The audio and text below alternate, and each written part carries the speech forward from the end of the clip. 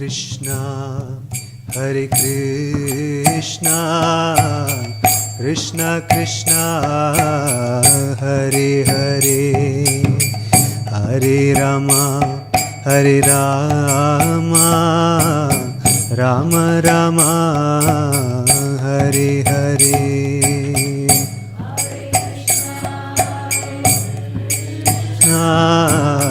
Krishna Krishna, Hare Hare, Hare Rama, Hare Rama, Rama Rama, Hare Hare, Hare Krishna, Hare Krishna, Krishna Krishna, Hare Hare, Hare Rama, Hare Rama, Rama Rama, Hare Hare.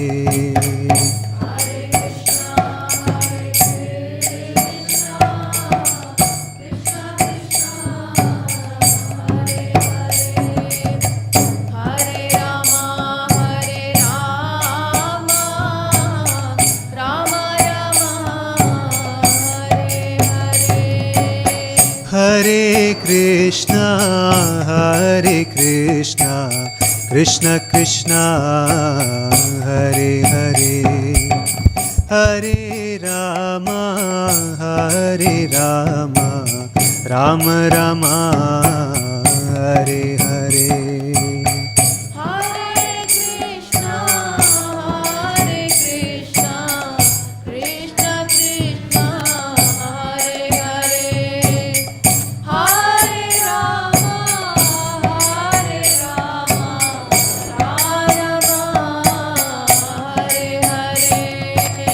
Hare Krishna, Hare Krishna, Krishna Krishna, Hare Hare, Hare Rama, Hare Rama, Rama Rama, Hare Hare.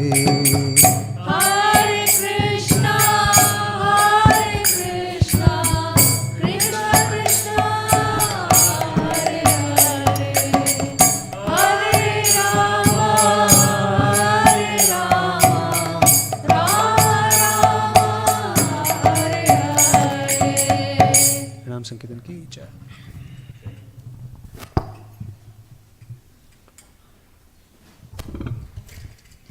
Hare Krishna. It's nice to see everybody after lunch.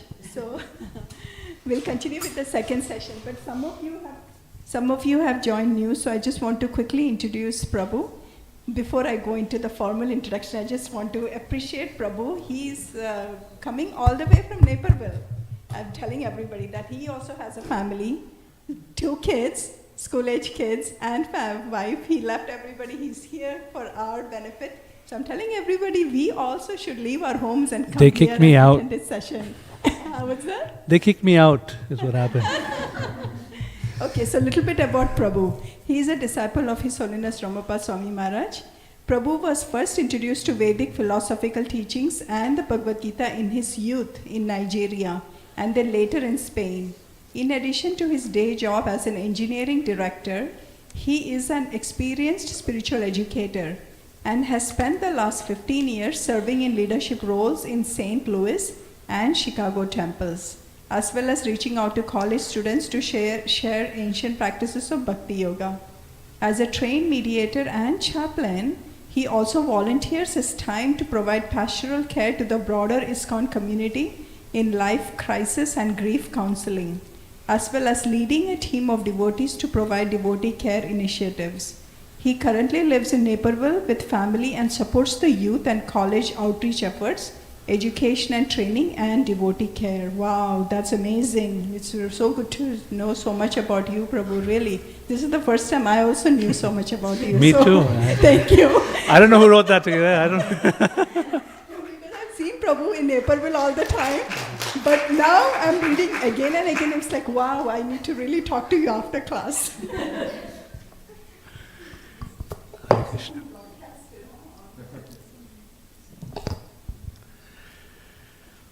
Okay, welcome back after lunch. Om Jnana Timirandhasya Jnananjana Shalakaya Chakshurunmlitam Yena Tasmai Shri Gurave Namaha Shri Chaitanya Manobhishtam Stapitam Yena Bhutale Swayam Rupa Kadamahyam Dadati Swapadantikam Vancha Kalpatarubhyascha Kripa Sindhubhya Evacha Patitanam Pavanebhyo Vaishnavebhyo Namo Namaha Jai Shri Krishna Chaitanya Prabhu Nityananda Shri Advaita Gadadhar Shivasadi Gaur Bhaktavinda Hare Krishna Krishna Krishna Hare Hare Hare Rama Rama Rama Hare Hare.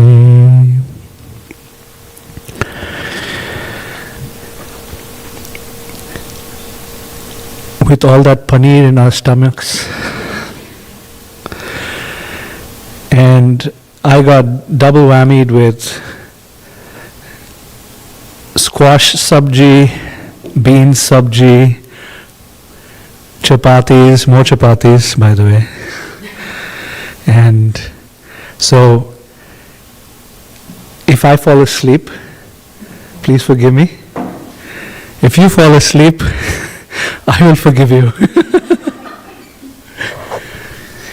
To keep us all awake, let's start with, I want to request everyone to share one of two things: reflections from part one that you were, if you were here or online, if you heard part one, please share. Anything that stuck with you, reflection. We didn't get time for question and answers. We'll see if we have some time this time. I'm watchful of the clock. It's 2:32 and Maharaj starts at 4 and he's very punctual. So I will have to hop out of this seat before 4. So keeping that in mind, so we'll see if we can have time for questions. But in the meantime, let's just go around the room and try to wake up from lunch and share something that struck you during the session number 1. Or if you have a question too, that's fine. If you have a question from the first part that you'd like to raise, we can try to address that for the next few minutes.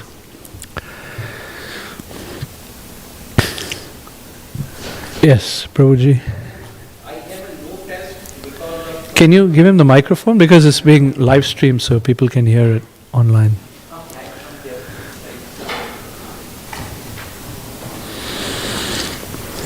In the first session, we discussed about no taste in the morning. Yes, no taste, yeah. So, I am in the same boat. You're in the same boat? Yeah, I don't have taste. Okay. The taste is not because of you have mentioned 4 or 5, and out of 5 days, which actually includes me, is the thirst for the temporary. Thirst for the temporary. Thirst, asat trishna, thirst for the temporary. You find yourself in that boat. Okay. Okay. Okay. Can everyone please offer a big Hari Bol to this nice, wonderful devotee who is... It is so beautiful to be authentic and honest and vulnerable, and you're sharing. This is your struggle. Thank you so much. Thank you so much. We really appreciate that. We value, this is a Sangha. We want to make the Sangha a safe space, as they say, where you can share things that are going on for you, because we're going to make you feel even more uncomfortable as we go along. No taste was just the beginning point. Now we'll get deeper. And the life is a journey of humility, as we see this. It's a meandering journey of humility. And humility is awakened through vulnerability, the ability to be vulnerable. But sometimes to be vulnerable requires strength, right? You cannot just... And it requires trust in the other person or in the Sangha that you share. So you need to have a safe space where you can share your heart. And you need to have trust, some degree of self-esteem, self-acceptance to be able to share one's struggles. Very cathartic to be able to share we're going through struggles. That's one of the most beautiful ways to actually overcome struggles. Because the more you hide struggles, the more they become bigger in your mind.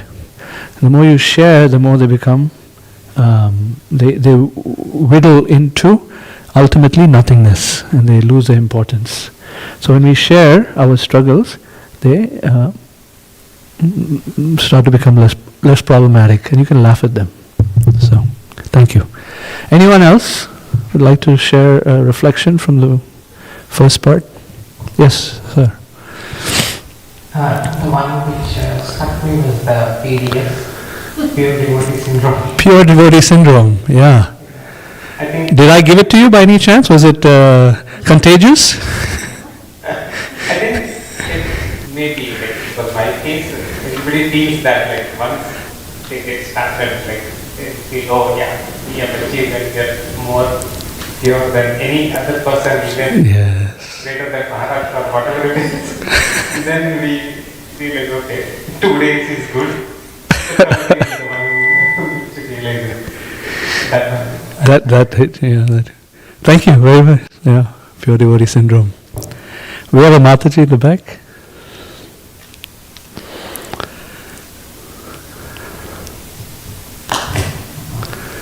Hare Krishna, Prabhu. Thank you.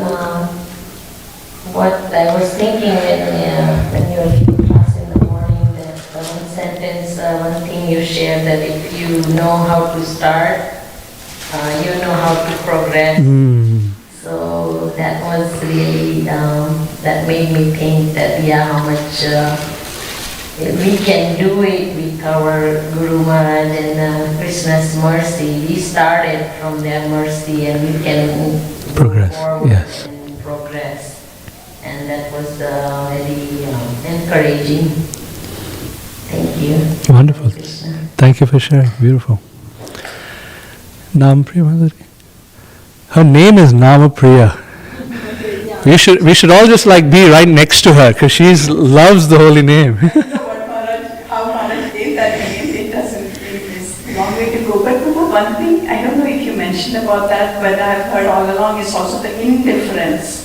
One thing is, like Prabhu mentioned, I don't have the taste, but the other thing is being indifferent. To Krishna, Like, yeah. I don't even have taste, but I don't care either. So Yeah. I think that's really such a dangerous position to be in. And I fear that, because when it's been a long time they've been chanting, Yeah. so even if the quality is not there, it's like we get accustomed to it, and Yeah. it's okay to be, it's like you just develop that indifference. So that's the big fear I have. The fear that you're experiencing is an expression of your sincerity. Because without such fear, which is very healthy fear, extremely healthy fear, without that fear, we cannot progress. We see this fear in great devotees also. Not saying that you're like Prahlad Maharaj, but Prahlad Maharaj he expresses his fear. He says, Trasto smeham krapanavat dossahogra. He's praying to Nashinga Dev. Trasta, I'm frightened of material energy.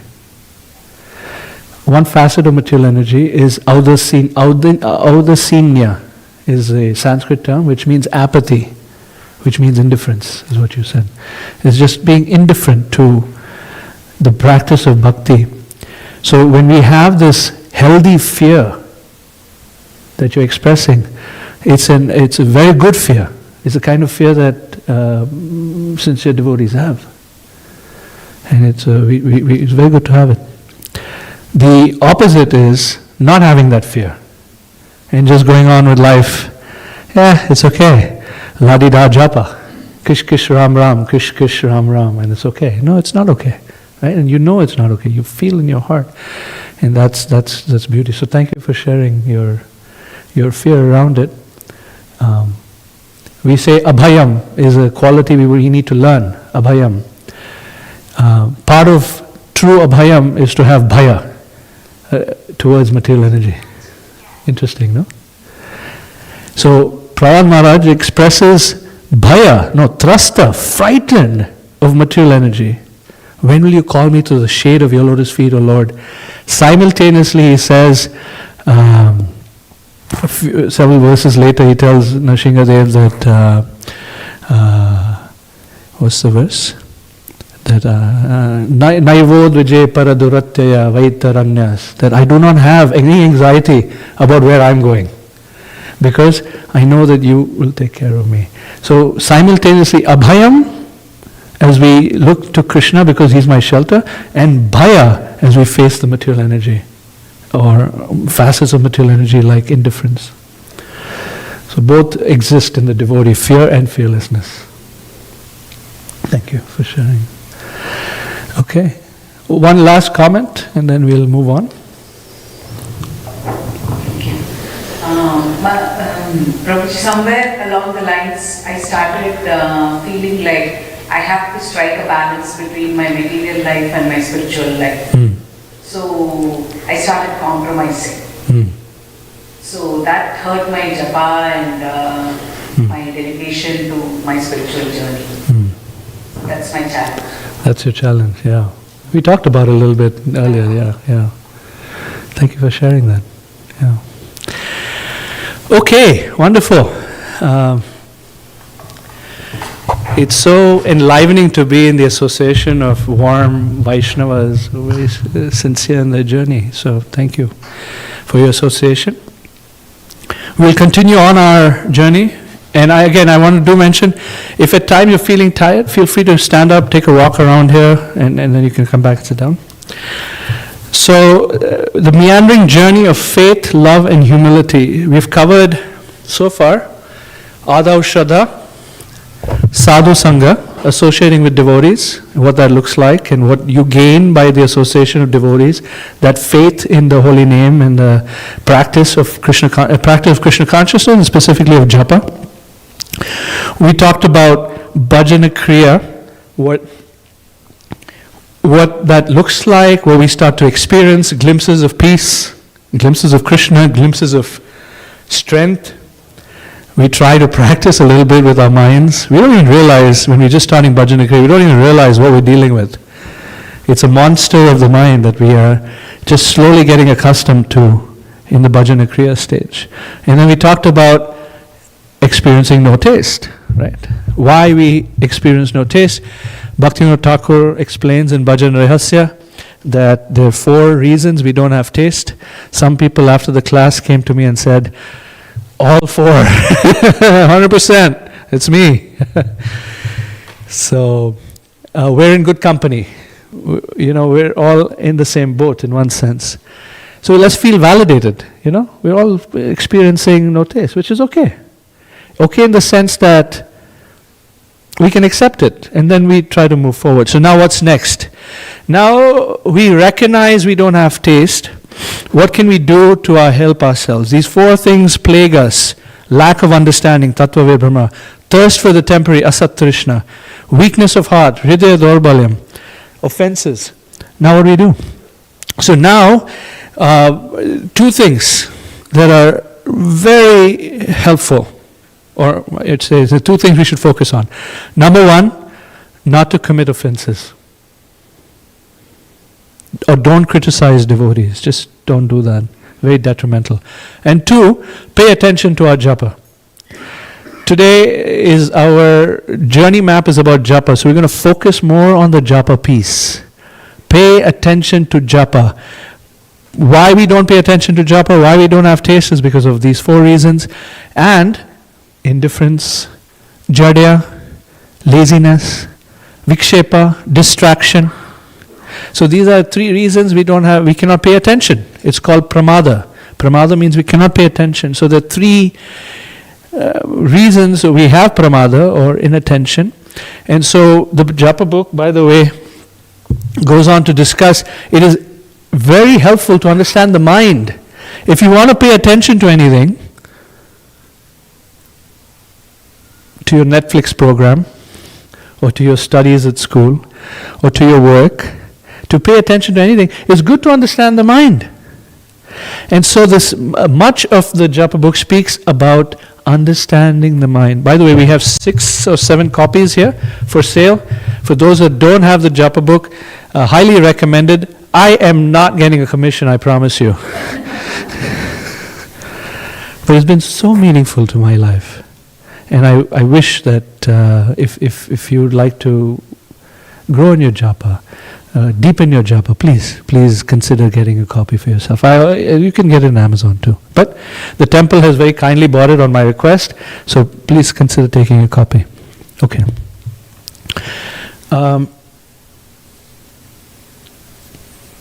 Understanding the mind.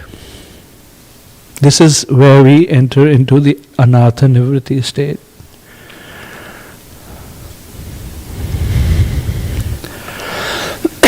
So anartha nivritti actually spans everything from bhajana kriya to nishtha, in one sense. Also anartha nivritti is where we have a willingness to say, yes, I am ready to let go of my issues. If we have issues, we're ready. It's like going to the hospital and saying, dear surgeon, go for it. I know it's going to be painful, but go for it. Do what you need to do. I'm ready for the operation. So, anartha nivritti, anarthas are there, but the nivritti part, nivritti is where you see the, oh shoot, 1 second.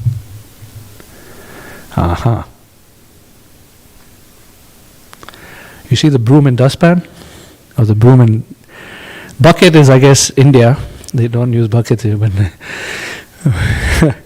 it's a broom and it's a mop and a bucket. So I wish they use here, I guess. Okay. So the mop and the bucket, the cleaning part, the nivritti part comes when we are ready to be cleansed. So the question I ask for ourselves is, are we ready to be cleansed? Are we ready for those 4 causes of lack of taste to be washed away? Come what may. Are you ready? It's not going to be easy. Surgery is not fun. Oh, give me that anesthesia. Give me anesthesia so I can be totally asleep when it's all happening. I don't even have to know. It doesn't work that way. Open heart surgery while no anesthesia. You ready? The purification is the path of purification. So, the mind is so built. The Japa book especially, but in Bhagavatam there's a section in Avanti Brahman story that explains the workings of the mind. There is no other cause for our pain. Not even others. And this is very hard to accept. It's very hard to accept.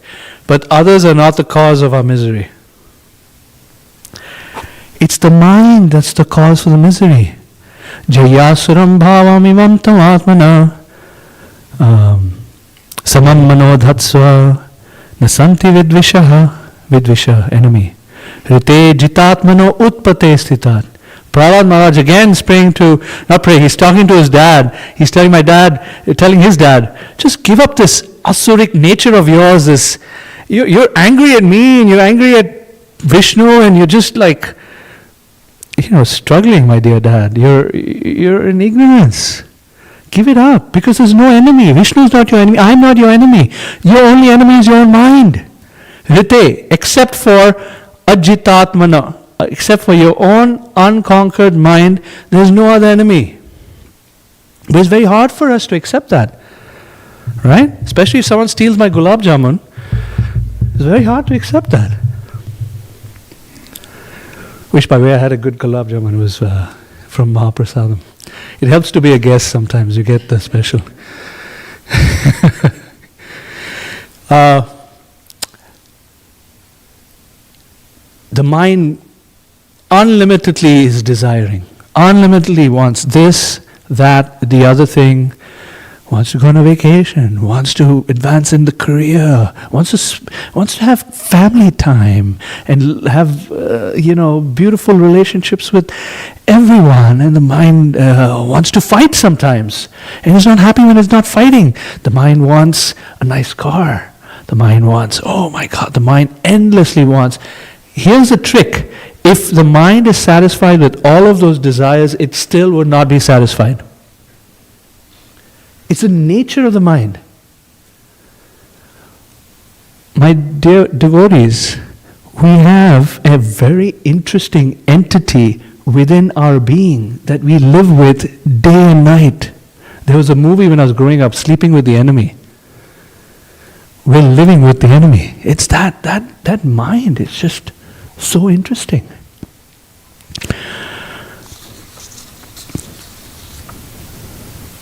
I want to read something. This is from, again, Japa book. That we have no control over our world causes fear and frustration. Yet, this is how Krishna constructed it. The universe simply refuses to cooperate with our false ego. It refuses to align itself with our vision of being the center and to organize everything and everyone around our own conception of happiness. The universe is designed to make us miserable so that we learn that the mind is not to be taken shelter of. Should I say that again? The universe is designed to make us miserable so that we learn that the mind is not a place of shelter.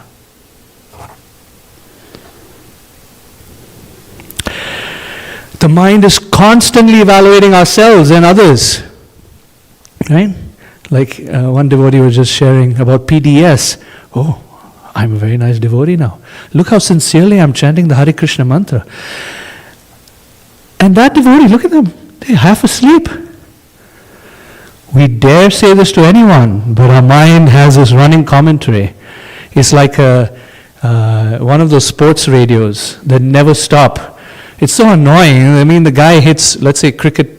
I'm not a cricket fan necessarily, but a cricket radio station. One guy bowls. It takes 5 minutes for the next bowl, but they're constantly speaking in between, like as if like so much is happening. There's nothing happening. The mind is like that. Constant evaluation of ourselves. I'm so wonderful. I'm so lousy. I'm so great. I'm so. Oh, how many people like me here? Do you like me? Do you like me? Do I like? They didn't say Hare Krishna. They said Hare Krishna, but with a little bit of frown. It's constantly thinking about evaluating how am I being perceived, isn't it? I learned from Vaisheshika Prabhu. He said, we all are thinking like that. Everyone is thinking how others are thinking about me. So who's thinking about you? No one. The only one who's thinking about is Krishna.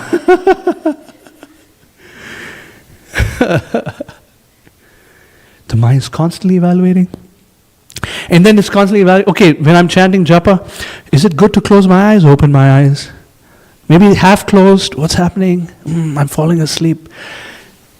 Evaluating what is good, what is bad. The mind doesn't want to let go. Other devotees have such beautiful tilak. Look at my tilak.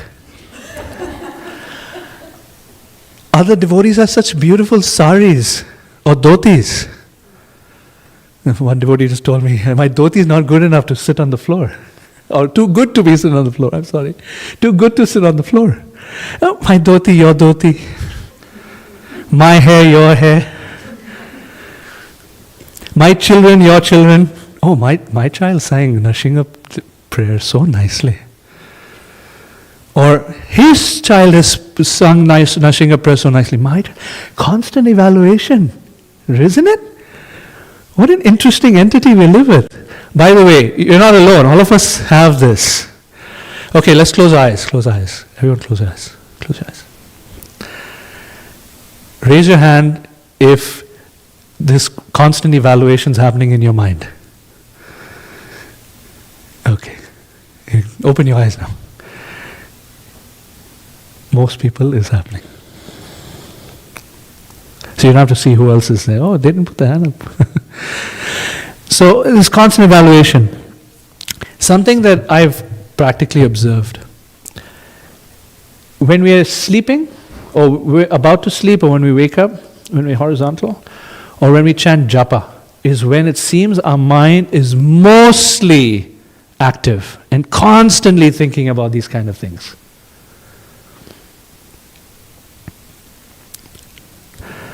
And then the mind gets into these, if only, if only my wife was more submissive. If only my husband was more caring. If only my children were more Krishna conscious. If only the weather was nicer. If only I was more beautiful. If only I was more young. If only, especially when we look at social media and LinkedIn and those things, they trigger in us all these comparisons. If only I had gone that way in my career, I would have been like that. Man, look at me where I am. My friends, they are vice president, global CEO, and look where I am. Social media makes it worse. So, it is important to understand that this is all the feature of the mind. Now, in the Anartha Nivritti stage, we are starting to recognize the activities of the mind. So first, there are different ways to to deal with the mind. Before I share that, in the Anartha Nivritti, so yeah, I just shared some facets of how the mind works, notwithstanding. During the Anartha Nivritti stage, our purpose starts to deepen.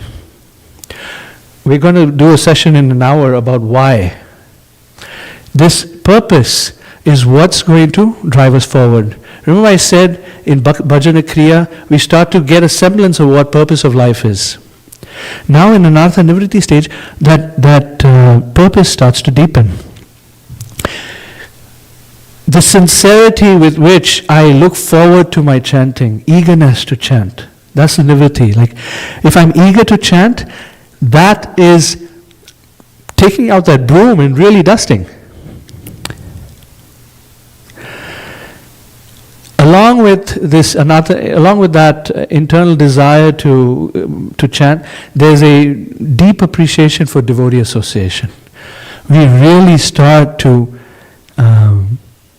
recognize and appreciate devotees.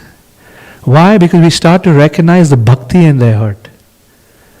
We start to see the sincerity in their heart, and that is very heartwarming. And you want to be in the association of devotees. You want to appreciate the devotees, even though everyone has faults. Who here doesn't have faults? We all have faults. We're natural. We've got a human material body. It's full of faults. Yet at the same time, every person in this room and devotees outside this room, every person has this bhakti creeper that's vibrant, and it's so beautiful. It's so appreciable, because it's to Krishna, when he sees this, Krishna loves it. Krishna, when he sees the sincerity of his devotee, it warms his heart. So much so that he says, I give myself to them. Otherwise I'm neutral. Samoham sarva bhuteshu, na me dveshosti na priya. Ye bhajanti tu mam bhaktya. Even if we're chanting, like struggling and chanting and almost sleeping and chanting, at least we're chanting. Why? Because there's some degree of sincerity. I want to do this for Krishna. I may not have the strength, I don't have the awakeness to do it, but I'm doing it for Krishna. So when Krishna sees that, he loves it and he reciprocates.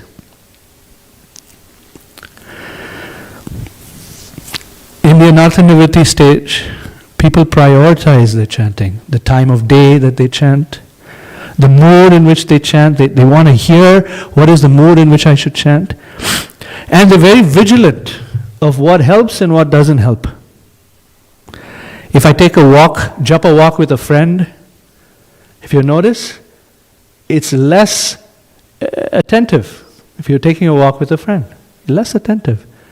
So you start to observe what is helpful, what is not, and you start to amp up your purpose, you amp up your sincerity. This is anartha nivritti. Okay, that's all on the positive side. Now what I do with the mind. How to deal with the mind. One way is to beat it. That seems almost abusive, like emotional abuse or something. Bhakti Siddhanta Saraswati Thakur said, in the morning, you beat your mind 100 times with the broomstick. Pow, pow, pow. Not one time, not 5 times, not 10 times, 100 times. Pow. At the end of the day, you take your shoe and you beat your mind 100 times. So what are you beating your mind about? What are you saying? Here's what he says.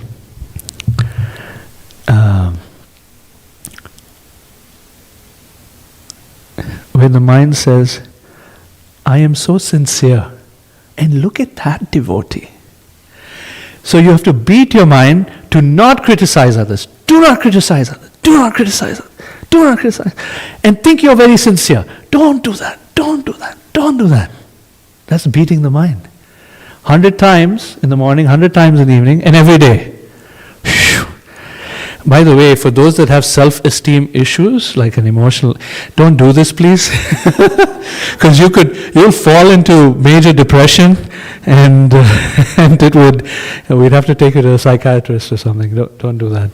So, but if one has the ability to chastise the mind. Just like when you chastise a child, if you chastise the child, you have to make sure that the child is ready to take it. Prabhupada also would do that, make sure his disciples could take the chastisement. Similarly, if we chastise our own mind, we have to be ready that we have to be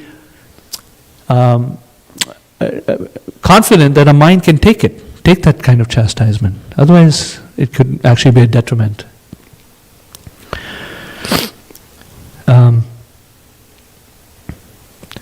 That's the first one, beat the mind. Then we can plead with the mind.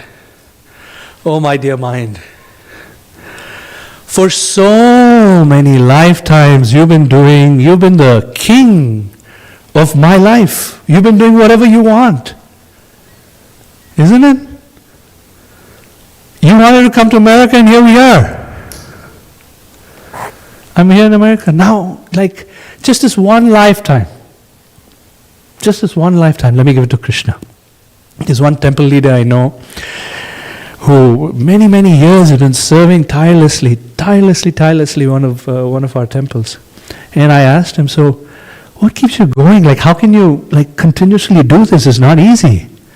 And he said, I told my mind, look, this one lifetime is for Krishna. So many lifetimes you've done all kind of nonsense. This lifetime, I'm going to give it to Krishna. Nice. Plead with the mind. Please, mind. So in Manashiksha, which is a book by Raghunath Das Goswami, this is discussed. Of how to plead with the mind. My dear mind, please at all, if you wish to have love for Radha and Krishna, take shelter of the devotees of Krishna. Take shelter of Raghunath Das Goswami, take shelter of Sanatan Goswami, Rupa Goswami and his associates, and Swarup Damodar. So he says, please my mind, take shelter of these great devotees. Remember I was telling you, Maharaj used to do these Japa retreats in Gitanagari? So in one Japa retreat, we all wrote prayers to our minds. I won't do it now. You can try doing that. You can actually write a prayer to your mind. Let's plead with it. Prabhupada's formula of dealing with the mind is ignore it. Fill your life with service. Pack your life with Krishna. 24/7 you're busy with serving Krishna. That's what the life of the devotees in the temples were when the movement started. They didn't have time to chill out and just relaxed. It was just like constant service, constant service. Of course, it's good to have some degree of self-care, you know, provide some physical, mental break to yourself so you can continue with service, but pack yourself with service, tightly with service. And then finally is to scream. Not just pray for help, to scream for help. I want to share a verse from Manashiksha. So this is Raghunath Das Goswami, again he's screaming. He says, while here on the revealed path of devotion, I have been attacked by the gang of my own lust, anger, and so on. These highway robbers have bound my neck with troublesome, dreadful ropes of wicked deeds. I'm being killed. Cry out piteously like this to the devotees of Sri Krishna, the destroyer of Baka. O mind, they will save you from these enemies. Scream for help. If we don't scream, what are we going to do? We're going to depend on our own strength. Isn't it? We're going to depend on our own strength. And what can our strength bring? We've been trying to be strong for so many lifetimes. And Hridaya Daurbalyam, you see, there's weakness of heart. Raging. We need to scream. Prabhupada said our movement is a crying movement. Is learning how to cry. That's the whole purpose of our movement, learning how to cry. Cry for Krishna.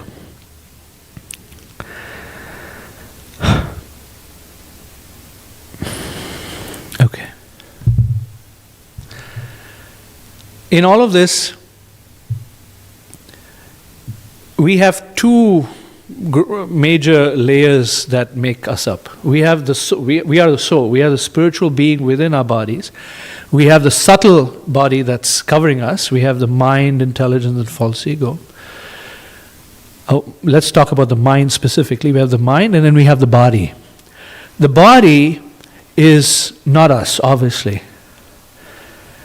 The thing is, we lose the body after this life. We got the body, we just happen to be in this interesting body, which by the way is it's self-healing, like Maharaj said yesterday, but it's also quite disgusting. If you noticed, every pore of our body takes out some kind of disgusting element.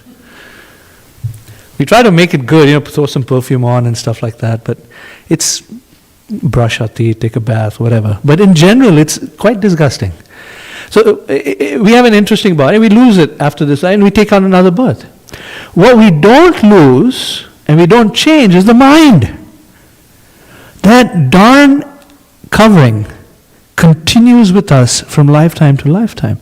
So our identification with the mind is stronger than the body. The identification with my conceptions of things, the identification with my feelings. I feel elated. I feel frustrated. I feel betrayed, which is not a feeling, but let's say I feel these feelings. We think they're true, but they're not. It's like the cloud, there's a form of a tiger in the clouds. It's like, you wait for a while and the wind blows it away and the cloud's gone. So we're very invested in this identity of the mind. We think it is us. And part of our process in Anartha Nivritti is to be able to separate the self from the mind. Which, in practical terms, is our ability to recognize our own thinking and distance ourselves from it. The great, some of in modern life, leadership training discusses that. Some of you may know Brené Brown. Brené Brown is a teacher of leadership and sociology. So she teaches that there's something called metacognition. Any good leader in this world will have this quality of metacognition. How many of you work with technology? So you know what is data? You know what is metadata? What is metadata? Metadata is that which... Huh? Data about data. It defines the data, right? Or it has information about the data. So that's metadata. Similarly, there's a concept called metacognition. There's cognition, us aware of us, and there's metacognition, our ability to think about our own thinking. And so the ability to assess my own mind and how it does all its things it does, and be able to separate ourselves from it is a very important quality, and is a very important, I would say, a feature of anartha nivritti. So to be able to ignore the mind, to beat the mind, to plead with the mind, or scream, you need to be able to see the difference. And that's why Prabhupada would harp on it. We're not our bodies, we're not our minds. Say it over and over and over again.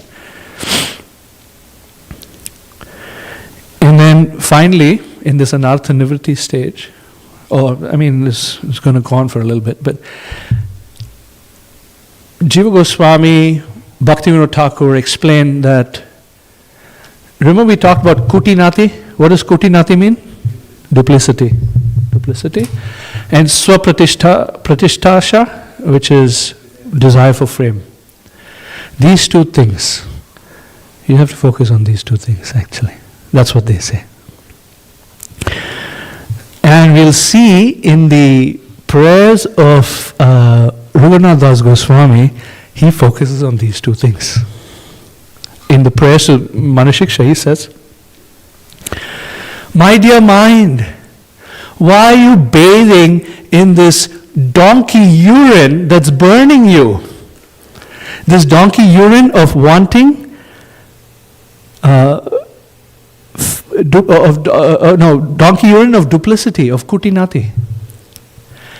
And then he says, "My dear mind, what is this, how does he call it? Dog-eating prostitute that's dancing flagrantly in your heart as a desire for fame." Whew.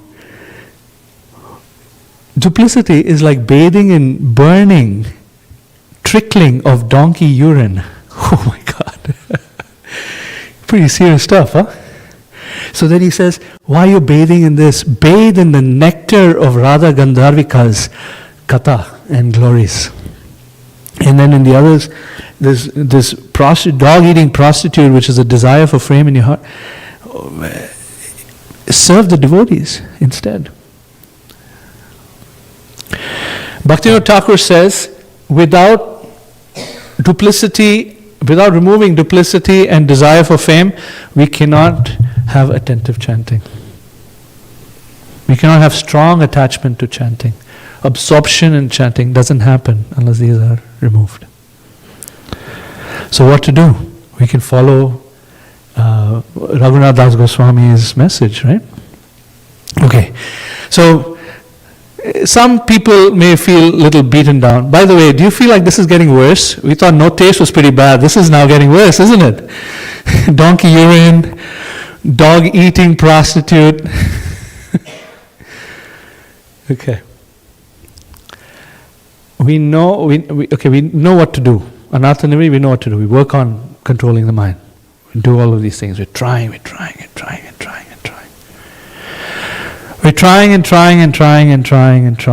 trying. Up to this point, there's some sense of humility in the heart.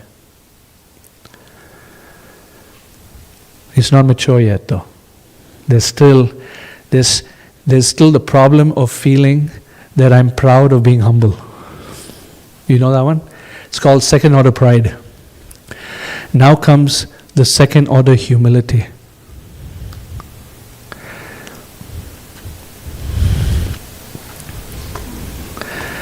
We're going to enter into the, not Arizona desert, but the desert of the heart. 3 I's: impurities, insignificance, and inabilities. These are going to help us get to a place of not superficial humility but real humility. Trying to control the mind, and we recognize, oh my God, every time I keep trying to clean, it only gets dirtier. It's like cleaning a dark room that's been filled with dust, and you clean and you clean and you clean, and all you see is dust rising, and becomes, oh my God, I should have just left it alone, It would have been better. And so it feels like there's more impurities. You become more cognizant. Actually, what's happening, from an objective standpoint, what's happening is because the devotee is cleaning, and because Krishna has gifted them with deeper visibility to their own hearts, they're more conscious of even the slight deviations from pure bhakti that they aspire for.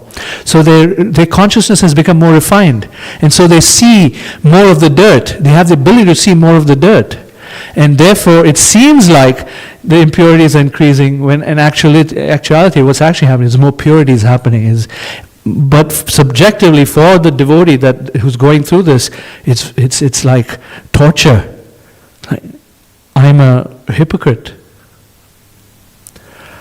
I pollute the association of Vaishnavas. I come into this, I pollute that. That's how they're thinking. They may not say it, but they think that way, because I'm a hypocrite. I have so many impurities. At the same time, I'm pretending to be a devotee, wearing nice dhoti, tilak, etc., etc. They've come to terms with their own insignificance, that they're really, really tiny. They recognize, they're starting to see, life is very short, very temporary, things easily vanish. Everything that I used to think was so great about me, and I used to have, and I feel proud about it, can be taken away in a flash. Especially when we confront death of maybe our own or somebody else's, and we go, whoa, it's all gone. That's known as, Prabhupada would call smashana vairagya. You see death, you see the crematorium, and you become detached, at least temporarily. You start to see your insignificance. And then this key part here, the third item here, rude awakening of our inability. I have been trying, and I just don't have the ability to overcome these things in my heart. Lust. Highway robbers of lust, they just stick to me. And anger, and greed, and envy, and just, I want to go. I can't. I've been trying. I can't. I just can't. This is a stage which is also known as la noche oscura del alma. It started in Spanish. The dark night of the soul. In the 1500s, there was a Catholic priest. Any spiritual process, if you sincerely apply yourself to that process, very likely you'll go through this stage. It's called the dark night of the soul. There are books written on it, where you've been trying to approach divinity, and you recognize how unqualified you are to come in touch with divinity. And you feel in your heart, oh my God, I'm an offender. I've offended the devotees, I've offended the deities, I've offended the Dham, I've offended the Bhagavatam, and you feel deeply regretful. This dark night of the soul is a place of intense pain and despair. The devotee has reached a situation of their life where they are truly humble. In this place, even if they receive some praise, they know. Whoever may be giving some praise, they don't have any insight into what nonsense is going on here. So for the devotee in this stage,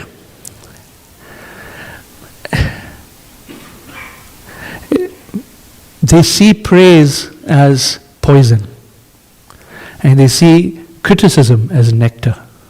And even if someone criticizes them, they see, they don't have the full view. They're only seeing a small aspect of myself, and they're criticizing that. This is a quality of the person. And at this stage, they start to experience the shedding of other shelters. False shelters start to go.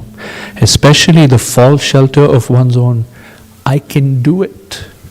Ahankara. What does ahankara mean? We say false ego. Break it up. Aham, I. Kara, will do. I will make my spiritual life very good. I will control my life. That deep anartha, that deep distraction or that phenomena that pulls us away from Krishna starts to falter and it starts to wane because we start to see, I can't. Rude awakening of my inabilities. Okay. Another quote from the Japa book. Does this really happen? When? Yeah, when you've been practicing seriously. It may not happen for everyone, generally happens. There's let me see 1 second. You see this thing that says some leave? This journey? Why do they leave? Let's listen. It's very important. Please pay attention. This quote is in the Japa book. To be a broken record, there's some for sale. Many devotees struggle with chanting because before they can take shelter of Krishna's names, they have to travel through the desert of seeing the truth about themselves. That they have little sincerity, and no taste, and that the mind is uncontrolled and filled with anarthas, and that they have no power to help themselves. This stage is necessary because it convinces us that we have nothing to depend on except Krishna's holy name. Are we ready to go through this? This stage is necessary, because it convinces us we have nothing to depend on except Krishna's holy name. Only when we understand this fact can we chant with a full heart. But it is not easy to cross that desert, and some devotees give up before they reach the other side.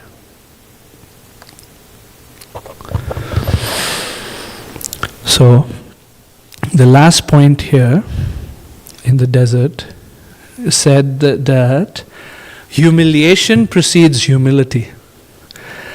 Before we can truly be solidly humble, which, keep in mind, what is the next Shastakam verse we're heading towards?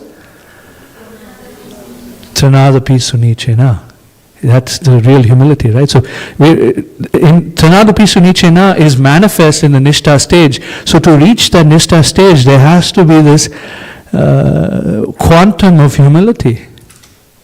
And it preceded by humiliation, where we recognize, well, I'm three I's. Impurities, inabilities, and insignificance. So now the pathway to enter into the Nishtha stage is being chalked out. Okay. Okay. Now, this seems a little too much. How do you manage to go through this desert without leaving and getting totally discouraged, right? Many things. Number one is, I like this phrase I learned during my pastoral care education, is it's better to walk in the dark with someone than to walk in the light alone. If we can have someone that is a trusted friend, who can work with us, who can help us to be a space, a beautiful, non-judgmental, non-envious, loving, affectionate space to give us the ability to work through this very crucial stage of Krishna consciousness. That's very nice. There's a nice example in Chaitanya Bhagavat where Haridas Thakur went to the prison house and all the prisoners were pained by being locked up, and he was going to be locked up. And they were so happy to see him. They said, "Oh my God, you're here, a saint. We get to get devotee association." And Haridas Thakur blessed them and said, "May you always be like this." What? We're in jail. Why are you blessing us to be always in jail? He says, "No, I'm blessing you to always want such devotee association." You see. So what helps us through this desert are close confidants.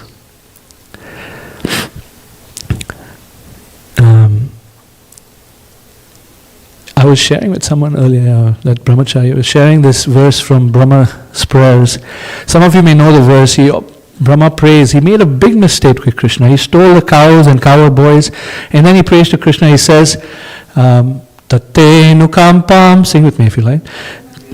Tate nukampam susumikshamano bhunjanaivatmakritam vipakam ridvagvapurbhe vidadhan namaste jiveta yo mukti pade sadai bhak. Brahma says, "I'm ready to receive whatever you have to give me, Krishna, in my life. Bhunjana evatma kritam vipakam." Because whatever I'm going to experience is my own, in one sense. Atma kritam. Whatever I have done, I'm receiving whatever I have done. No problem. Krishna, you give it to me. But Ridvag Vapurbid, I want to serve you with my heart, mind, and words. And Jiveta yo mukti pade. Someone who does that will achieve your kingdom. Now, the word Jiveta, Jiva Goswami explains the word Jiveta means you just stay alive in Krishna consciousness. Just stay alive. So when we're going through this desert, it can be very, very difficult. And tomorrow we're going to chant 64 rounds. We might experience a little bit of desert-like experience where there's no taste. It's like, such a drag to go through these 64 rounds. But what does Jiva Goswami advise? Jiveta. Stay alive. There used to be a song when I was growing up, staying alive, staying alive. So just stay alive in Krishna consciousness. Just stay with the japa process. Magic happens.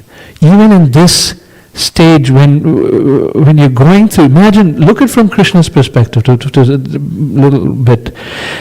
From Krishna's perspective, you see someone that it's a dark night for them. Yet they are sticking with trying to chant my holy name. How would you feel? You can touch Krishna's heart with this kind of determination to stay alive. You will feel Krishna's reciprocation. Something else that helps us to go through this time is to recognize that Krishna loves me. And to be self-accepting. You know what? I'm a mess. Think about it. I'm a mess. You can say it for yourself, but certainly I'm a mess. And to be accepting of it. Krishna explains to Uddhava in the Uddhava Gita, beautiful verse in the 11th. By the way, this verse I've shared with so many devotees because it really gives you some hope and strength to continue on the journey, even though you recognize, oh my God, I have so many weaknesses, I'm not able to overcome them.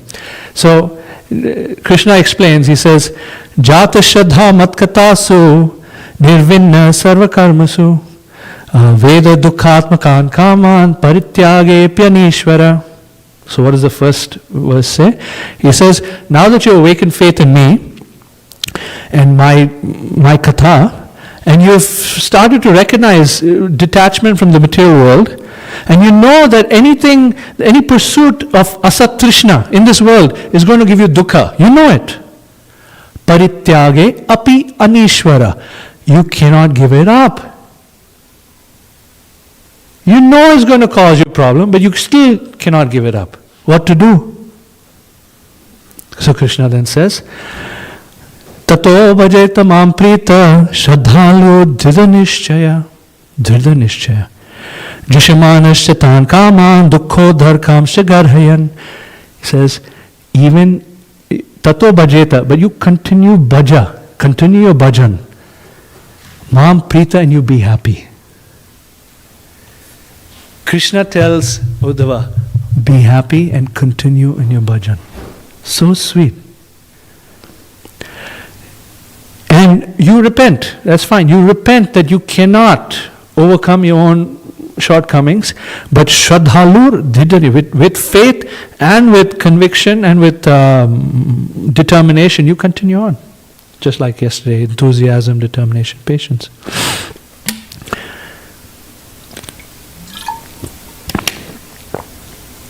And then to know that Krishna loves us will help us through this journey. The book ends with that message, that Krishna loves you. How do you know Krishna loves me or loves you?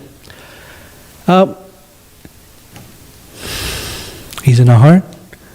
He's hanging out with us, whether we're a lizard, a cockroach, a dinosaur, or whatever the entity that we become. He's with us. Aham bija pradapita. He says, I'm the father of everyone. And within our own hearts, Krishna will let us know that He's always been there. He is there with us now, and He will always be there. And when you experience that, Krishna will let us know. That's that's on His side, not our side. We cannot force it. He'll let us know that He's always been there. And you feel it, you'll feel Krishna's love. And while you're going through this dark night of the soul, it gives you the strength to keep going. Krishna's got my back. Even though I'm going through a lot of pain and despair, Krishna has got my back.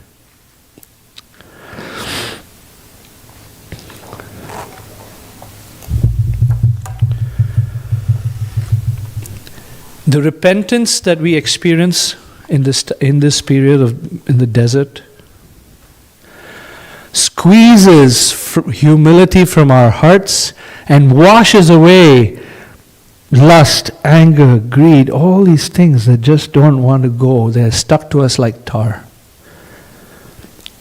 And slowly but surely, the humble soul is starting to approach the Nishtha stage.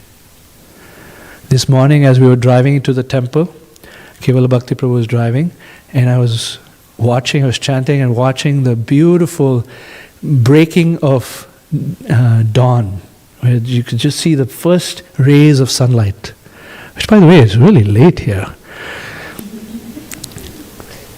No daylight. Oh, that's why. Okay, so yes, so the first rays of the sun were coming, and I was thinking of this beautiful verse or song by Bhaktivinoda Thakur, where he says, this is where the Nishtha stage starts to come. He says, Jivere kalyana sadhanakam jagate ashiye madhuranam avidyati mera tapana rupe ridagagane viraje. In the previous verse, he says that Jivana anitya janahasa tahena navidha vipadabhar namashraya kori jatane tumi takha apanakaje. In the previous verse, he says that Jivana anitya, that the life that we're living is temporary and miserable. Take shelter, namashraya, make taking shelter of the holy name your kaja, your work. Make that your work. And then this verse, he says that slowly the rising sun of the holy name starts to appear in your heart. Ridagagane viraje, this beautiful sunrise is coming in your heart. This, my dear devotees, is the Nishtha stage, where Nama Ashraya, the shelter in the holy name, is awakening. Where chanting is no longer a chore, chanting now is a privilege and a beautiful experience where you feel like you want to keep going. And it's not yet ruchi, you don't have taste yet, but it's starting to awaken slowly. The sun is just starting to rise. You're starting to get a little bit of taste. what's preceding all of this is humility. Now the devotee is Trunadapi sunichena taroriva sahishnuna amanina manadena kirtaniya sadahari.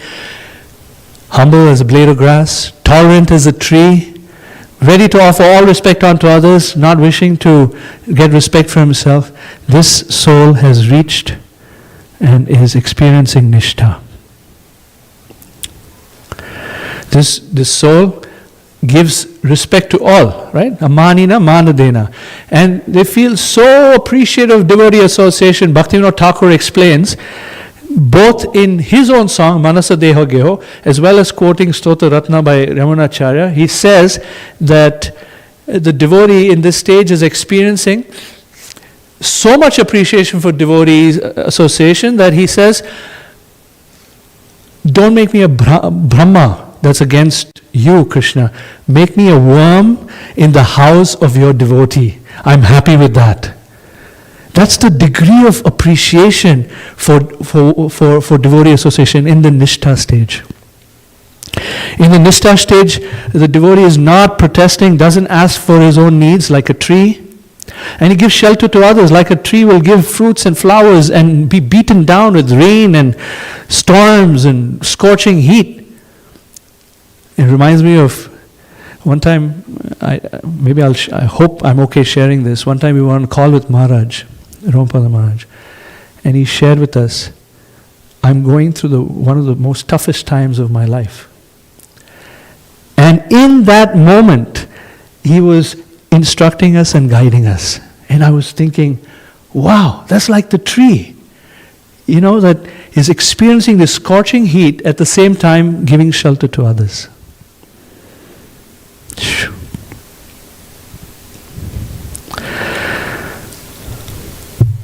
So you remember in the no taste, one of the asat trishna is material comfort. I don't want to displease others, a people pleaser. You can't say no. Here in the Nishtha stage, I'll share with you a verse, which is now the devotee is no longer a people pleaser. O Lord, kindly bestow upon me mercy in the form of your sidelong glance, followed by the sweet sound of your flute. When you're pleased with me, even if others are displeased, it doesn't matter. If you're pleased with me and others are displeased, it doesn't matter. But when you're displeased with me, and if others are pleased, then what is the benefit for me? Hare Krishna. So, this is this Nishtha stage. I show a little rocket there. The devotee is fixed in humility, and they're finding shelter in Krishna's names. And we've come to the end of our journey for today. And of course, there's more stages of bhakti, but this is up to the Nishtha stage. So it's 3:38. I wanted to see if there's. Shall we do questions, or you want to do the exercise that's on the flip side of your page of that journey map that I have? Let's do that. Why don't you spend 5 minutes just doing the exercise that's on the flip side of your handouts. If you don't have a copy of the handout, Kevala Bhakti Prabhu will provide you one. Yeah. There were 3 devotees that don't have it. We'll do 10 minutes for you. Okay? Together. And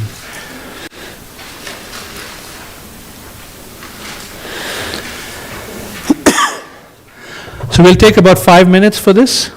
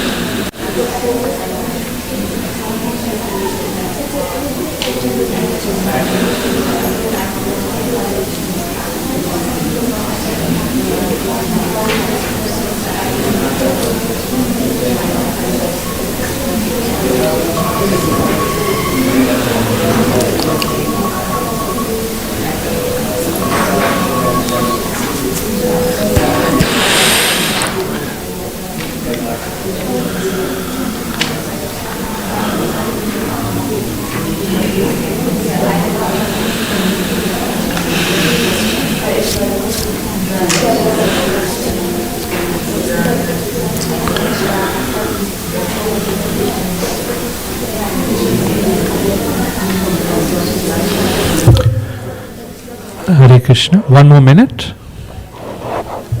And you can certainly do this at home as well.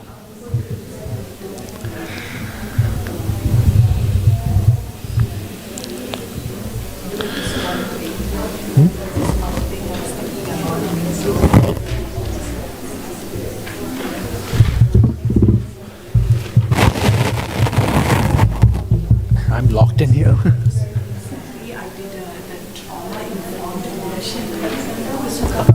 I know the content, but no, I haven't done it.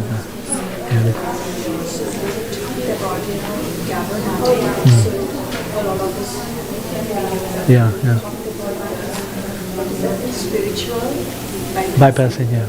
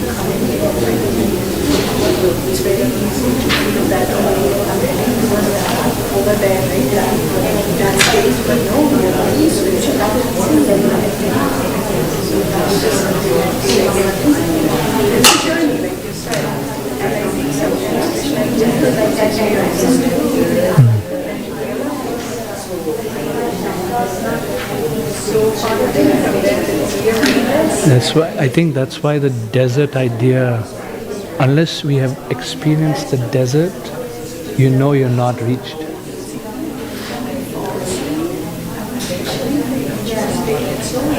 Yeah.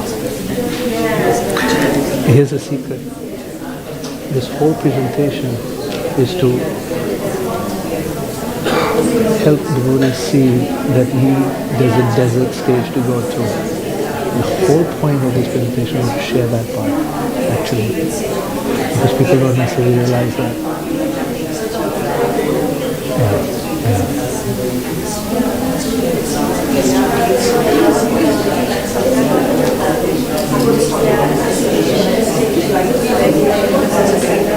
It's a part of my life. Devotion, you're just walking along, it becomes a part of life, but that seriousness and enthusiasm, it's amazing. Thank you so much for coming and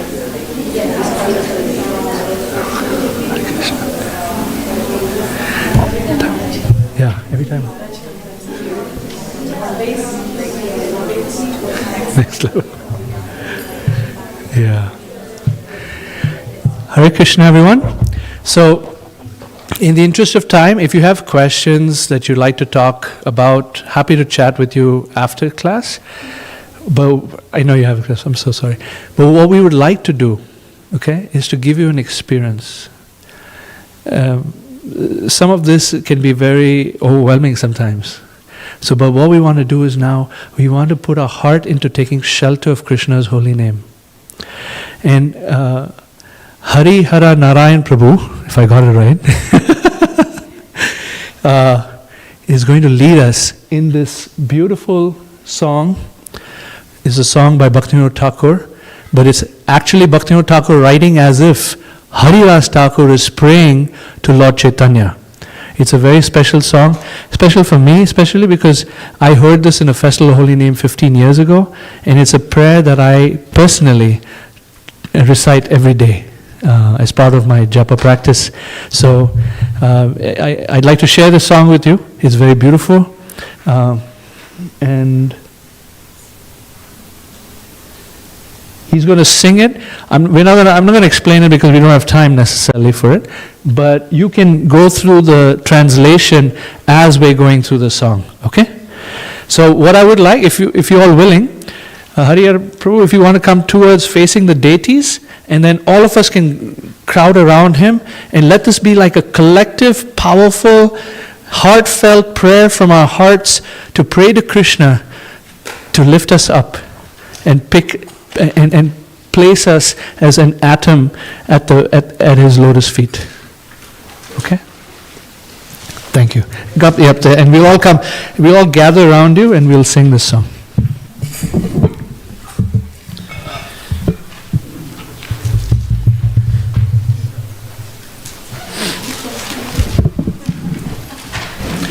And if you want a Japa book, who do you talk to? To you or? And if you like a Japa book, just talk to me, I'll sell it to you. Can you face the deities?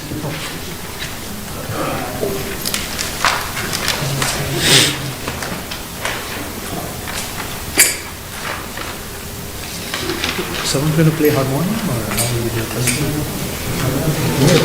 What? It's okay? Swami can play. Swami can play harmonium. Yes.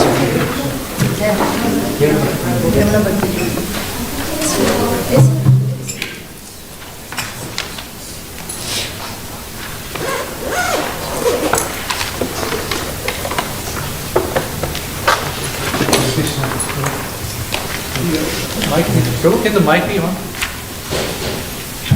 The mic? Yeah. Which one?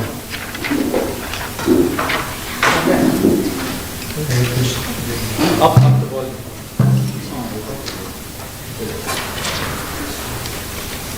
Let's give this our all. Hare Krishna. Hare Krishna. I know you for giving me an opportunity to glorify the holy name. So when I saw this is the first time I'm saying this, so when I saw this, it was so from the bottom of the heart, the prayers. And I was thinking, when Mataji asked me to sing this, so there are multiple Carnatic ragas. There is this raga called Charu Kesi, which is Charu is beautiful and Kesi is hair. So Krishna has beautiful hair, and this raga is explaining Krishna's beauty. So I'll sing that. Hare Krishna, Krishna Krishna, Hare Hare, Hare Rama, Rama Rama, Hare Hare.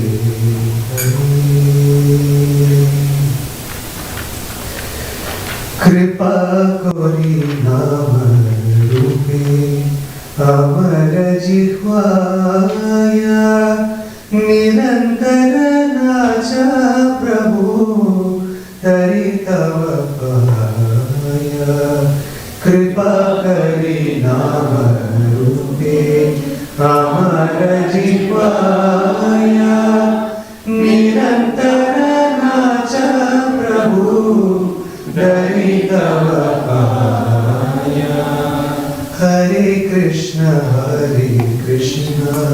Krishna Krishna Hare Hare, Hare Rama Hare Rama, Rama Rama Hare Hare. Krishna Krishna Hare Hare, Hare Rama Hare Rama, Rama Rama Hare Hare. Hare Krishna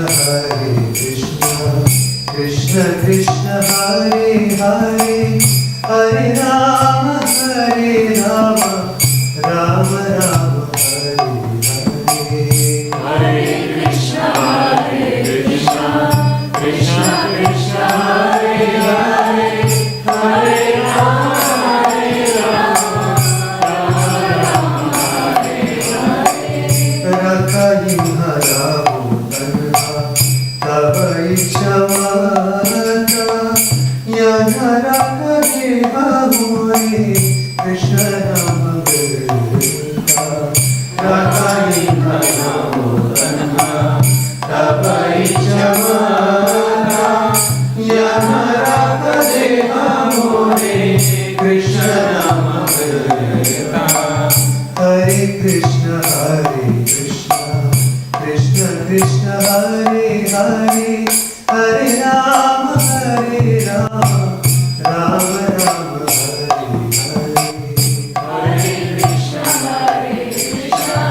Krishna Krishna Hare Hare, Hare Rama Hare Rama, Rama Rama Hare Hare. Hare Krishna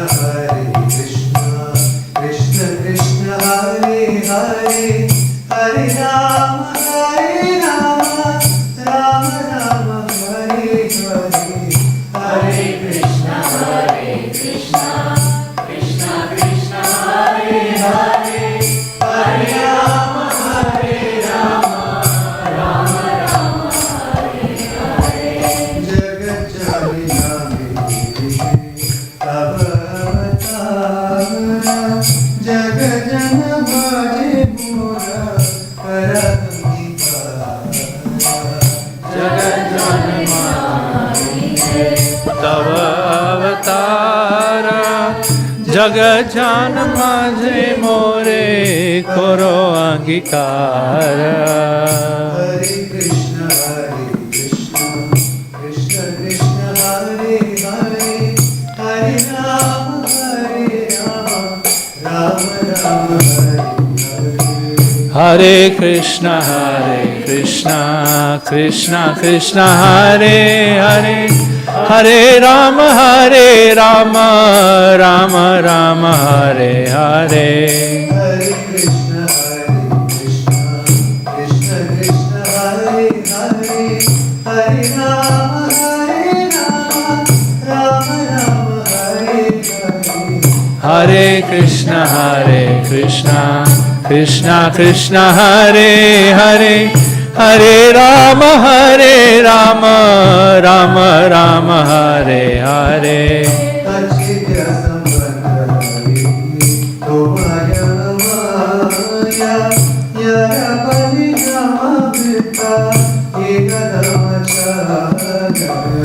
Achidya Sambandhari, Tomaya Maya, Yara Bali Rama Vrita, Ekadamacharya. Achedya Sambandha Tomaya Maya, Bale Namamrita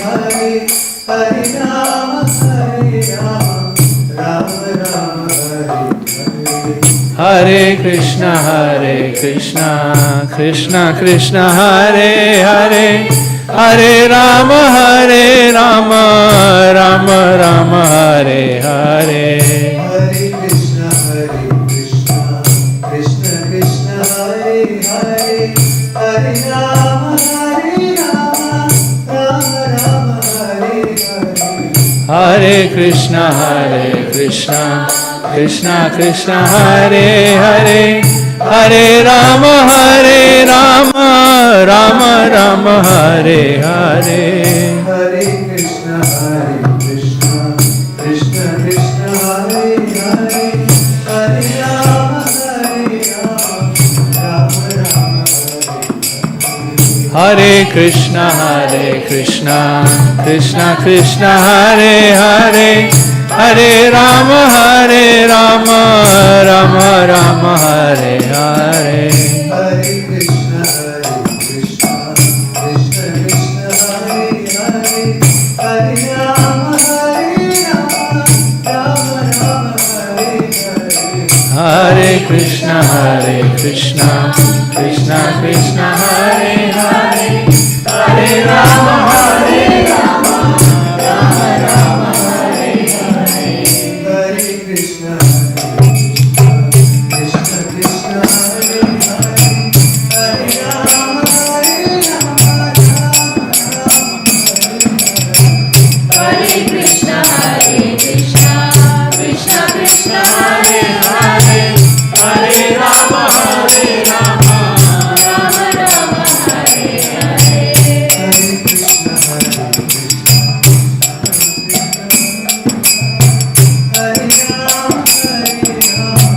Rama Rama,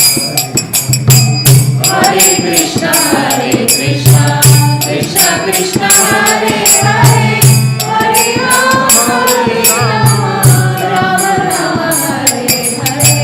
Hare Krishna, Krishna Krishna, Hare Hare, Hare Rama, Hare Krishna, Krishna Krishna, Hare Hare, Hare Rama, Rama Rama, Hare Hare. Hare Krishna, Krishna Krishna, Hare Hare, Hare Rama, Rama Rama, Hare Hare. Hare Krishna, Krishna Krishna, Hare Hare, Hare Rama, Rama Rama, Hare Hare. Hare Krishna, Krishna Krishna, Hare Hare, Hare Rama, Rama Rama, Hare Hare. Hare Krishna, Krishna Krishna, Hare Hare, Hare Rama, Rama Rama, Hare Hare.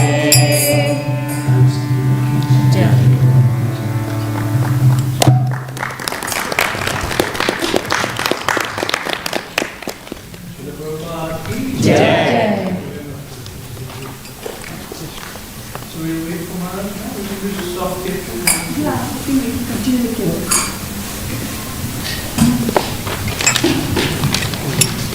It's yours, yeah.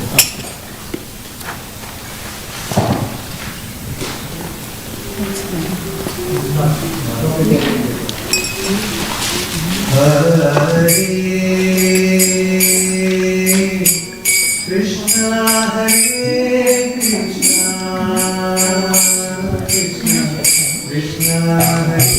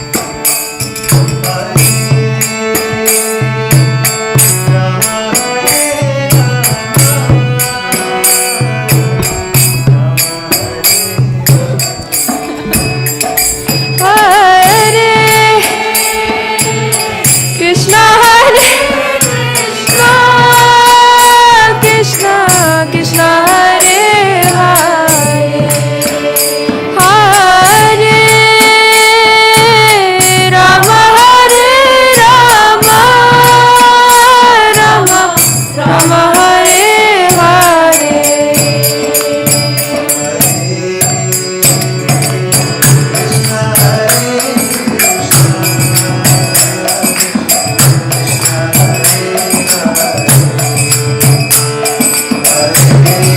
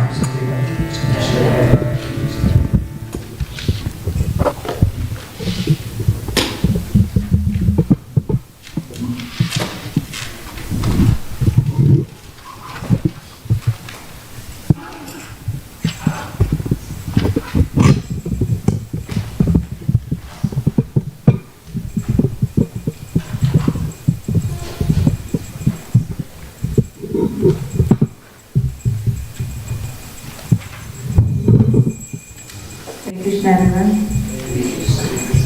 Thank you all for joining us for the continuation of our Japa Retreat.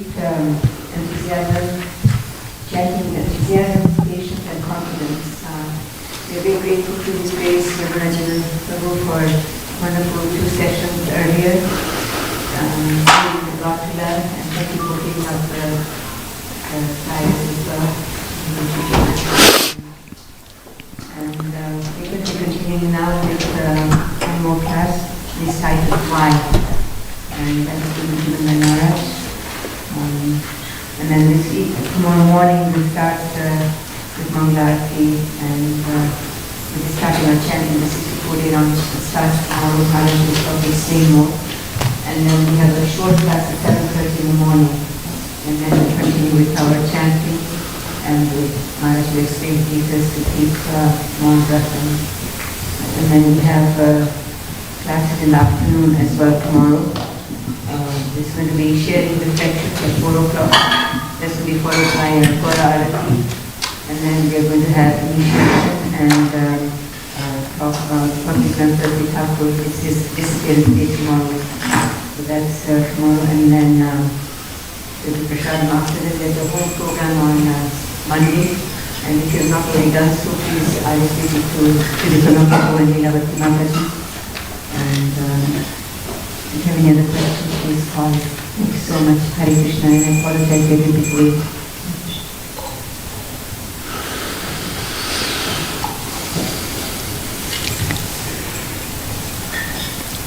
I asked this question before, but I'll ask it again. How many of you are attending a Japa retreat for the first time? Okay. Okay.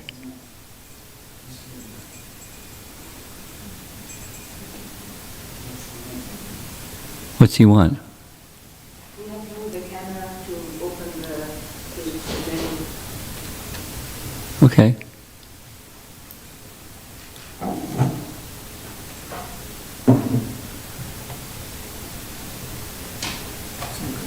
We're good. You happy? If you're happy, we're happy. If you're not happy, we're not happy. You're not Krishna, but we're tuned into your being happy.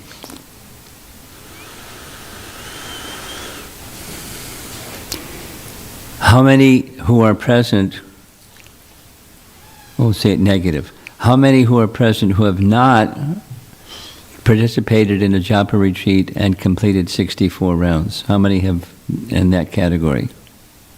Oh, so many of you have. Fantastic. Okay. And those of you that raised your hand, that's to everybody. How many plan, your intention for tomorrow is to complete 64 rounds? Okay, we won't ask how many are not planning that. Something may come up. Who knows what may come up? But, something may come up and it may be difficult. But that, difficulty is you continue to make an effort as much as you can. 64 rounds. 64 rounds is a nice number. How does that...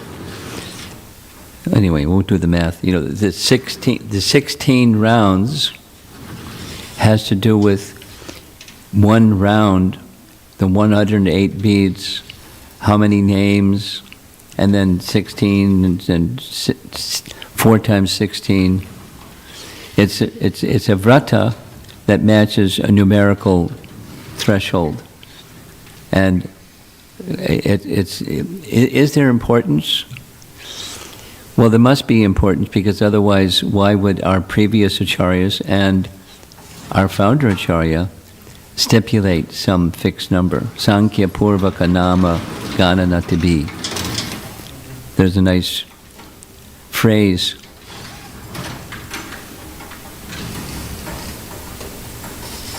There's a nice phrase from the Sad Goswami Ashtaka, the 6 Goswamis, and their 8 prayers to the 6 Goswamis, and they maintained Sankhya, Purvaka Nama. They counted. Did they need to count? No. Did they count? Yes. Because it's part of the practice even of liberated souls. Liberated souls set example for those that aren't liberated, and they would maintain that standard.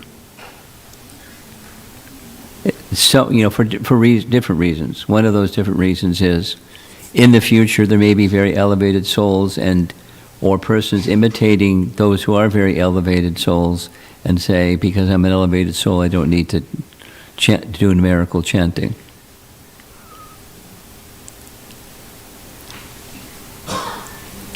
Amongst those 6 Goswamis, it is said that their vows of, like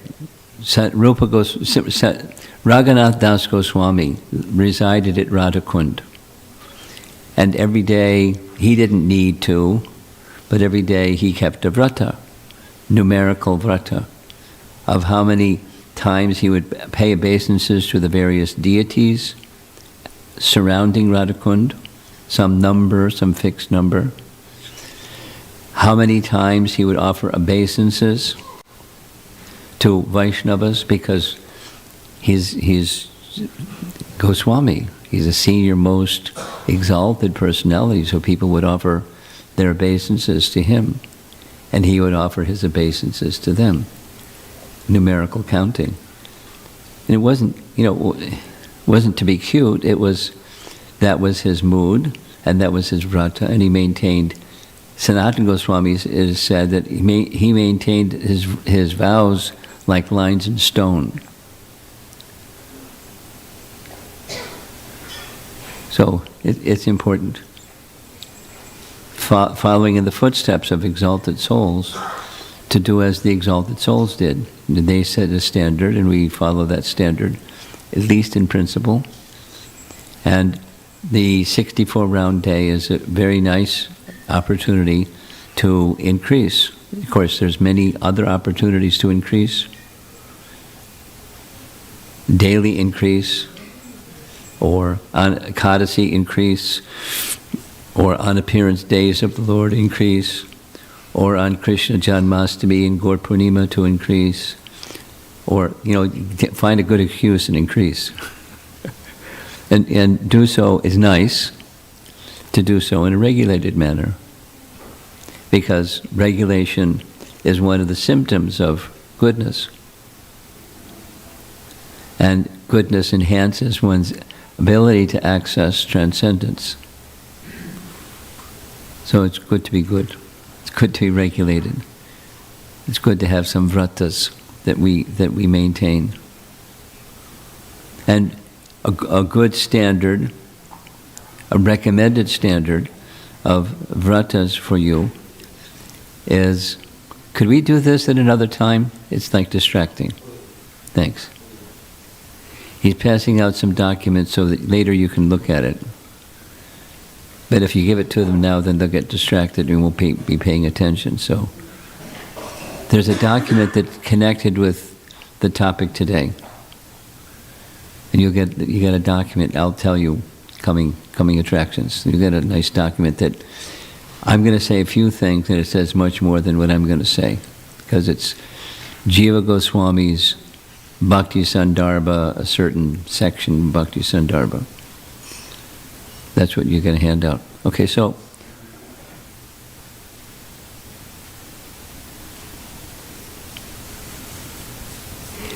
in some settings, there are for the 64-round day, there are persons that, for different reasons. Thank you. For different reasons, they are unable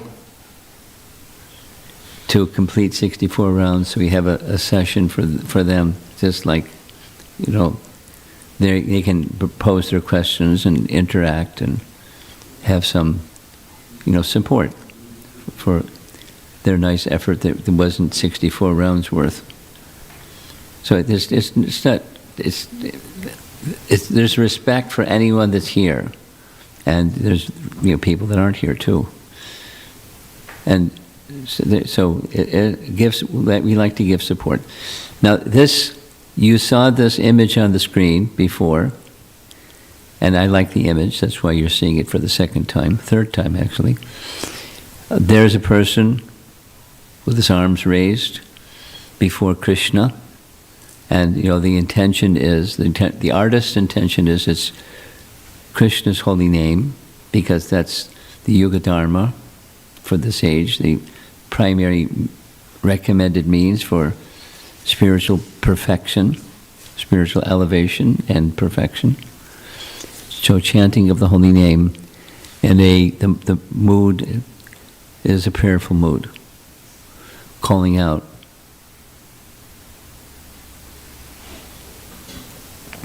And I titled this topic for today, Why? In part being inspired by a motivational speaker. There are probably some other names to describe what he does professionally, but there's his face, and there's his little diagram. He's got a marking pen in his hand. And the theme of his, this little part of what he says is, what's more important than the how or the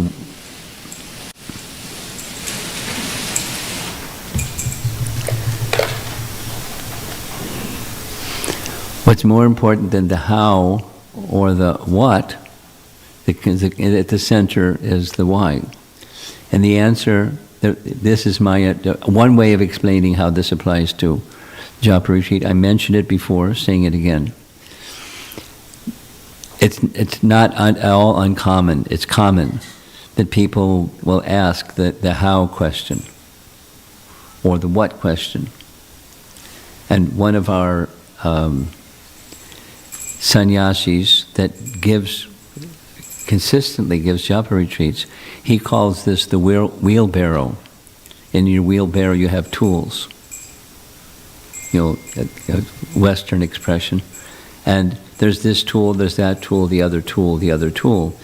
And what I shared already is, someone may pick up a tool and use the tool for a while.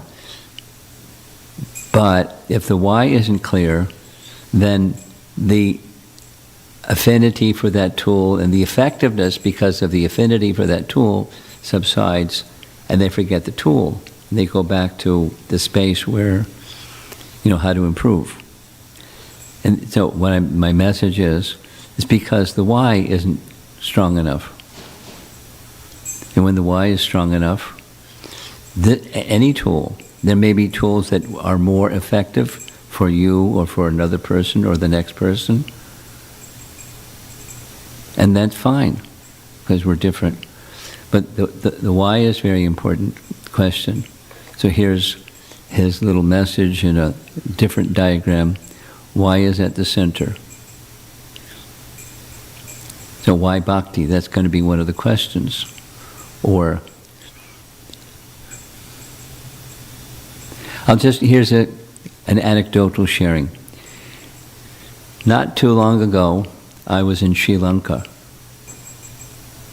Anyone here been to Sri Lanka before? The reason for going to Sri Lanka was because it was the Chinese national holiday. It's the same by solar calendar every year.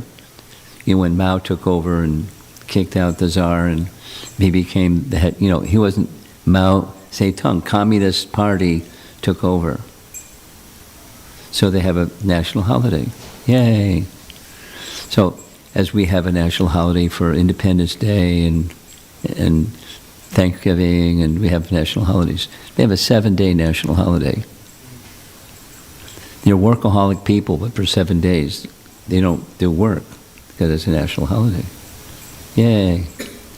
And because it's a national holiday, it's become a tradition from my visits there to China, is we have a seminar, like a get-together on a particular topic, because the Chinese government is a little feisty, to say the least. It has become, a little risky to have gatherings for a whole week in a venue with some number of people gathered together for religious purposes. So, to have something offshore, and a natural place to have is India, but the current relations between the two countries, there haven't been visas to go to India, and vice versa. India to China, there are no visas, so you can't go. So in Sri Lanka, there's no visa required for Chinese people to go. So we had our event there, and because it's Sri Lanka, the purpose, the topic was Sundarakanda, natural. And it's a wonderful topic. Talk about Hanuman for 7 days, fantastic. And we did, we covered a small section of Sundarakanda in those 7 days. And then the rest was everybody else came from wherever they came from. And we did, completed Sundarakanda. So could you adjust the volume? It's got a little ring back. So, about 6 times, I asked them, it wasn't like an exercise, but I asked them, please consider, why are you here? It's not just vacation time, because there's lots of things. So, why? And if you have a clear sense of why, guess what? You're going to hear and assimilate what you've heard better if you have a clear why than just you're a bump on a log. And you're passively hearing but not actively hearing. You get the idea. I'm using that as an example to let you know the why question is an important question. For anything, like why go to Sri Lanka? There's a party. We're going to be going there because there's a party. Anyway, so why? And then the what and the how, you apply the what, it becomes more significant. And it stays with you. It's like the topic that we had in the morning session, that when there's purity that comes from cleansing the unwanted things, the anartha things from the heart, and the awakening of our true consciousness from the chanting of the holy name, that consciousness continues throughout the day and the other activities that you do throughout the day when you're not necessarily with your hand in your bead bag chanting the Hare Krishna mantra, or your hands on your musical instruments and clapping while chanting in kirtan. Other times that when that consciousness is awakened, it continues just quite naturally. Because it's a natural process. Consciousness is awakening is a natural process. Now, here's another image that I like, so I'm sharing it. That person with his back to us, that's us, and we're looking out at, on the one side there's birth and the other side there's death, and in between that's life. So we make choices, and it's good to make the what and the how choices based upon why. Like why, having received the human form of life, what's our mission? What's the purpose of life? And how to achieve it. Exactly the question that Chaitanya Mahaprabhu asked Ramananda Roy. What's the goal of life and how to achieve it? So those are what and how questions, but why ask that question? Is it important? It's similarly why bhakti. Why engage in devotional service? I mean, it's nice, but we do engage in some devotional service because it's nice. And there are other things you can say. It gives relief from distress. It does. And that's it. There's medications you can get relief from distress. And that's it.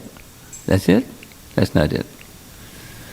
So the why of bhakti is, there's bhakti rasa. It's a nice concept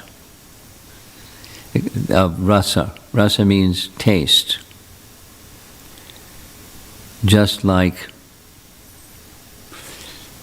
juice, like fruits. When you take fruits, from fruits you can make juice.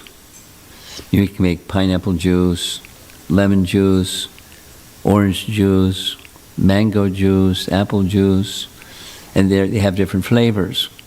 Those flavors are rasa, or taste. So in fact, that's one of the English translations of the word rasa is juice. But the implication of the word juice is taste. So there's a taste, the pram drishtva nivartate, in the language of Bhagavad Gita. By raso varjam raso pyasya param drishtva nivartate. The vishaya, same as the topic from the morning and yesterday evening. Vishaya, something's not right? Okay. I can do this too.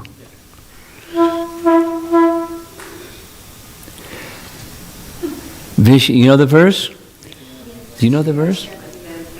Vishaya vinivartante niraharasya dehinam rasos arjam raso pyasya param drishtva nivartate. That's a Bhagavad Gita verse. And it's, when there's a vishaya means object of the senses and indulging in objects of the senses. Vishaya.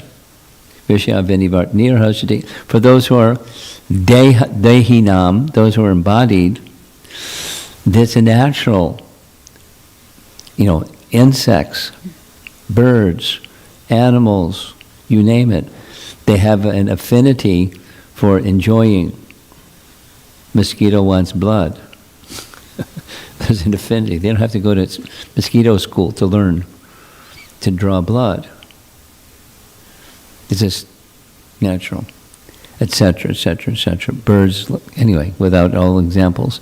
There's a natural affinity, and the human form of life is to rise above that natural affinity. So how is that made possible? It's difficult unless there's a higher taste. And when there's a higher taste, that's the verse, then it's easy to let go of the lesser taste. So it's a bhakti principle, a higher taste. So there's a whole book, The Higher Taste. It's a cookbook. But it's not just foods, it's the way that you go about life, the principles that you live by. So there's a higher taste in not only the foods that you eat, but everything that you do, the consciousness that you carry while you are engaging in the objects of the senses, rather than in the modality of being the enjoyer of the object of the senses. You see the object as something that comes from the source, and you use that something in the service of the source of that something, because each something has that higher purpose. And if you have the higher consciousness, you see that will see the higher purpose. So there's a purpose for each thing in creation. And there's the misuse of that same something. So the higher taste is the reason why bhakti is bhakti rasa. There's a taste in using that which is from Krishna in service of Krishna. So we have, fortunately, we have some very systematic and very beautiful teachings in Bhakti Rasamrita Sindhu explaining the stages of bhakti. And as you see the verse, there's in pink letter, there's the first stage, Adau Shraddha, and there's the final stage, Prema. And by following those stages of bhakti, just like taking a seed and then fructifying the seed, putting the seed in an environment that can fructify, a little water, a little soil, and wait patiently, and the seed will sprout, because there's life inside. And that the life inside is the Adau Shraddha with bhakti, and you take that bhakti seed, bhakti lata, bija, and place it in sadhu sangha, and it will flourish. And then the different stages, up to the stage of prema. And in each of those stages, there is something that helps us go further. And then something that helps us go further. And something that helps us go further. And each stage, this is a teaching that comes from Vishwanath Chakravarti Thakur. Each of those stages, there's faith increases, the seed increases, the seed of faith increases. So he writes, the 9 stages of bhakti are simply descriptions of faith. Faith and faith and faith and faith and faith and faith, and by different labels or different nomenclature, indicating stages of development of faith up to the stage of prema. So the seed becomes mature in the stage of prema. And there's a taste in each one of those stages to not just like to allure us to go another step because we're getting closer to something that's a higher taste, but because it's a higher taste, we're attracted to that, and then the lesser is relinquished. So there is a nice little image, a drawing of a creeper. And using the same language as Madhurya Kadambini, there's a stage where the bhakti seed unfurls 2 leaves, Kleshagni and Shubhadha. First 2. The kleshas are diminished and the auspicious is awakened. Simple. And then as it grows and grows, it can come to the stage of purity. So what attracts us, this is the why bhakti question. And it's nice to say prema and, but that's high stage. And what does it mean? It's a stage of rasa. Here's a nice verse that Rupa Goswami rests his teaching on, Bhakti Rasamrita Sindhu teaching, is this verse from the Taittiriya Upanishad. No surprise, his description is given to him from Lord Chaitanya, but it's resting upon the Vedas. The first little phrase, Rasovaisaha. Rasovaisaha. Rasam Hevayam Labdhavanti Bhavanti. When one understands the personality of Godhead, the reservoir of pleasure, Krishna, he actually becomes transcendently blissful. Or Rasovaisaha. So that's the common phrase that's our acharyas refer to again and again, and it's good to know what's the full phrase, but where does it come from? Taittiriya Upanishad. And one of the topics I'd like to move on to is something we touched earlier, but we'll just expand a little bit more. It happens sometimes where in the beginning, the trajectory of the beginning goes zoom. And after some time, slackening. This term slackening is an English translation of something that Bhaktivinoda Thakur used. The slackening, his phrase, it has to do with the Sharanagati concept, or the surrender, Sharanagati. Sometimes the submission unto Krishna slackens. And the taste, the rasa, is there when there's extending towards the object. So there's subject, there's object, and then there's the verb. The connection between subject and object, and that's bhakti. Or the activities in the mood of devotion to the Supreme. Activity is of the soul. The soul moves matter. But if there's the attitude of wishing to be in service to the Supreme, then that's bhakti. That was our definition this morning, and always. The heart of bhakti is the aspiration that Krishna should be pleased. And there's standards by which we can understand whether or not Krishna is pleased. One of the basic standards is from Shastra. Krishna is very expressive about what pleases him. And other than that, doesn't hold the same weight, and there's some things that are prohibited. And that's not pleasing to do, they're prohibited. So you do that which is pleasing, and you avoid the not pleasing. The path is quite simple. But then at some point there may be some slackening. And then comes the why question. There's the what and the how, but there's the why. So I'm going to make some reference now, this document that you'll get later because someone's going to hand you a document. I meant it to be a digital document so you can carry it with you. But it's printed, so you take a printed copy and somehow you get a digital copy. Because it's something you can refer to later. When you don't have the printed copy, you can open your computer and there it is, or your phone or whatever you do, and there it is. And it's an excerpt from Bhakti Sandarbha.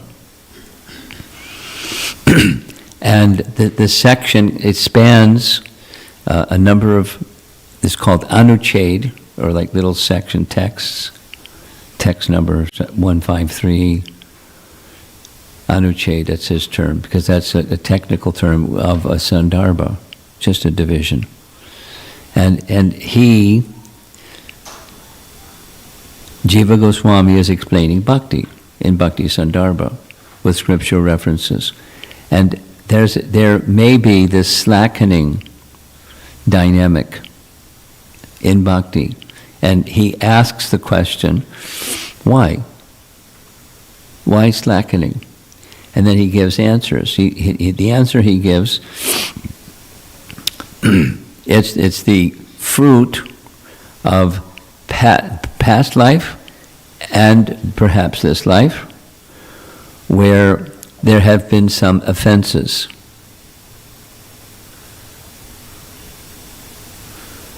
No, offenses can be, that's a strong word. Offenses can be unintentional, and they don't carry the same weight as the intentional. You step on somebody's toes and you say, gee, I'm sorry, I felt I stepped on your toe, I hope it's okay. It's much lighter than, someone that goes out of the way to step on your toe. The consequence, not the pain, but the consequence to the person who steps on someone's toes. Or you act in a way that's not to be done. And there are things that are not to be done that are in the category of sin, and there are things that are not to be done that are in the category of offense. And they're different. The consequences are different. And the removal is much lighter for removal of sin than removal of offense.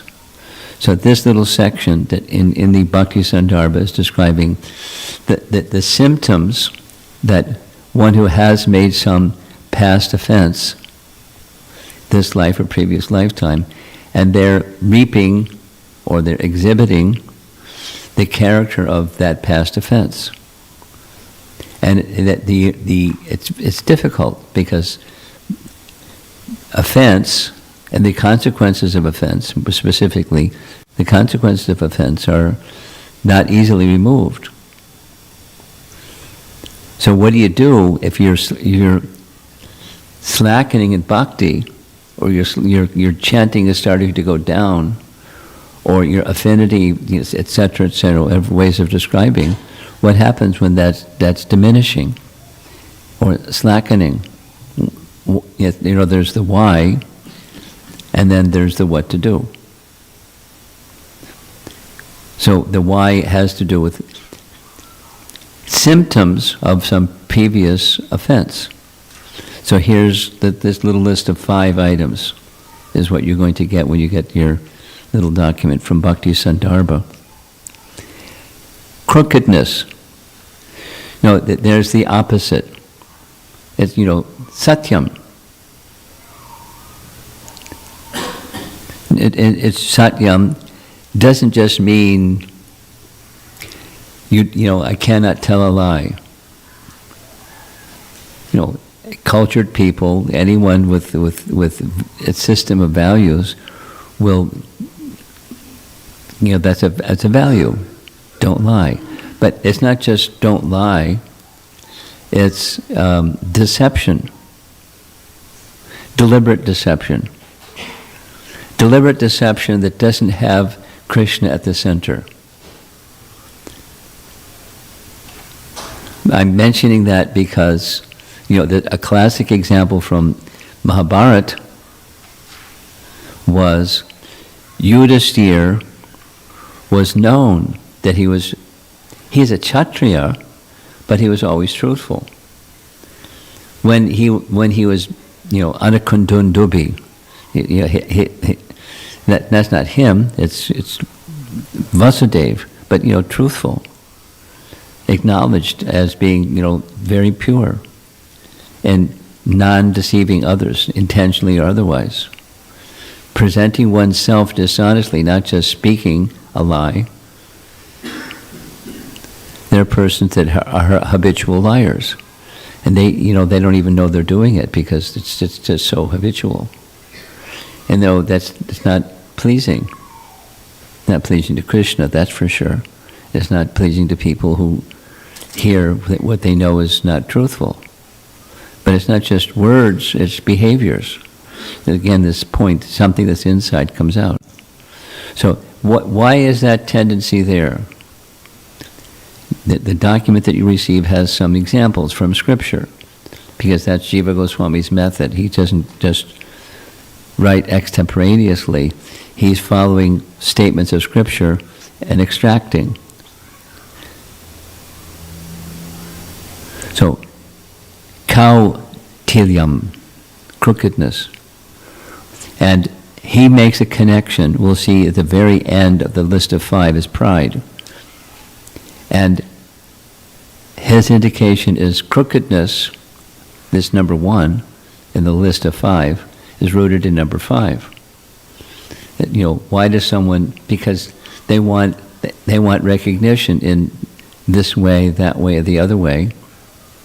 And so, because pride is there, they want the recognition, prideful kind of recognition. So they deceive in order to present themselves as if they're worthy of recognition. And crooked is not true. Much more, common, much more is a person that's humble. And although they're eminently qualified, they present themselves otherwise. That's Vaishnava. We find many, so many examples. Many. Pridelessness and humility are almost the same thing. Just because it happened recently, I was sharing with a number of devotees. There was a little document put in the background that was a colorful display of a verse, a stava, a prayer by Raghunath Das Goswami.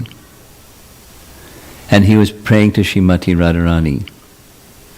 But he was characterizing himself as, this and that and the other, self-deprecation.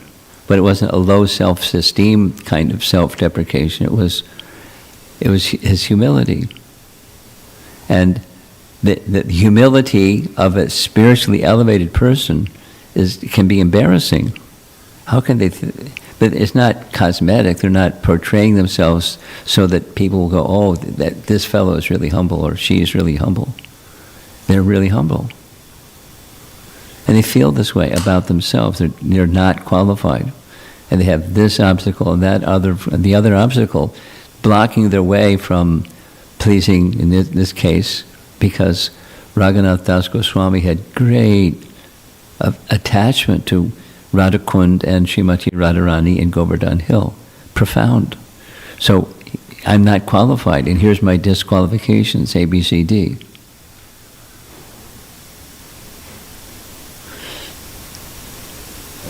So crookedness is the opposite. You portray yourself falsely, dishonestly, because because of pride. I want recognition. And that's a fruit or a byproduct or a symptom of past offense.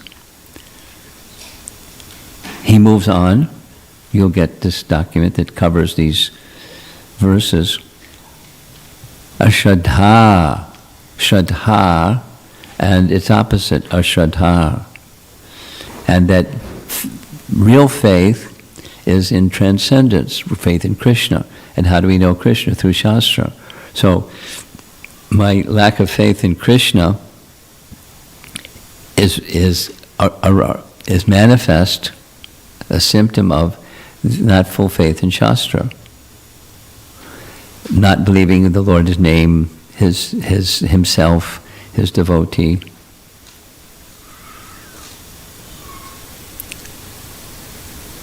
Like in this document that you receive, the example is given of Duryodhana or Shishupal, or someone that's really out there. Even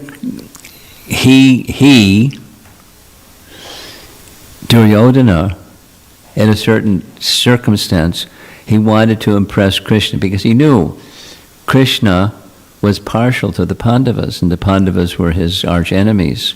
So he wanted to win Krishna over. So he made this big, big thing, and Krishna knew it was dishonest. It's crooked. So he's, no thank you. You invite me to have a meal with you. Prabhupada, the Mahabharata says, Krishna says, there are two reasons when one will accept meal. One is they're hungry. I'm not hungry. Another is, even if you're not hungry, when there's love, then you may. But in this case, there's no love, so no thanks. I'll go where there's love. So he went to, Vidura's home. And Vidura wasn't there. So his wife was so excited, Krishna came, and she gave him banana peels. And Krishna ate the banana peels, yummy, because of love. Because of love. That's a natural. So deception isn't attractive, and Krishna isn't deceived by distraction. But lack of faith in who is Krishna. Even he showed this universal form. Arjuna saw the universal form, and he understood what it is. But Duryodhana saw the universal form, and that's not how it registered with him. Something else registered with him. Altogether, something else registered with him. He had no faith. Ashraddha. It's a byproduct or a symptom of some past offense. And the offense mentioned is he had animosity towards Arjuna, particularly. The Pandavas, but Arjuna in particular. So that's an offense to Krishna. The offense to the devotee is the offense to Krishna.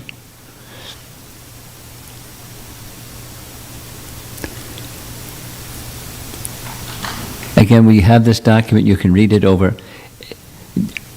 It's not only academic and edifying, but it's very logical, and it's helping us to understand. The purpose of all this is to help us understand why slackening might be happening in our spiritual life or bhakti life, where initially it's, and then something happens and it starts to diminish.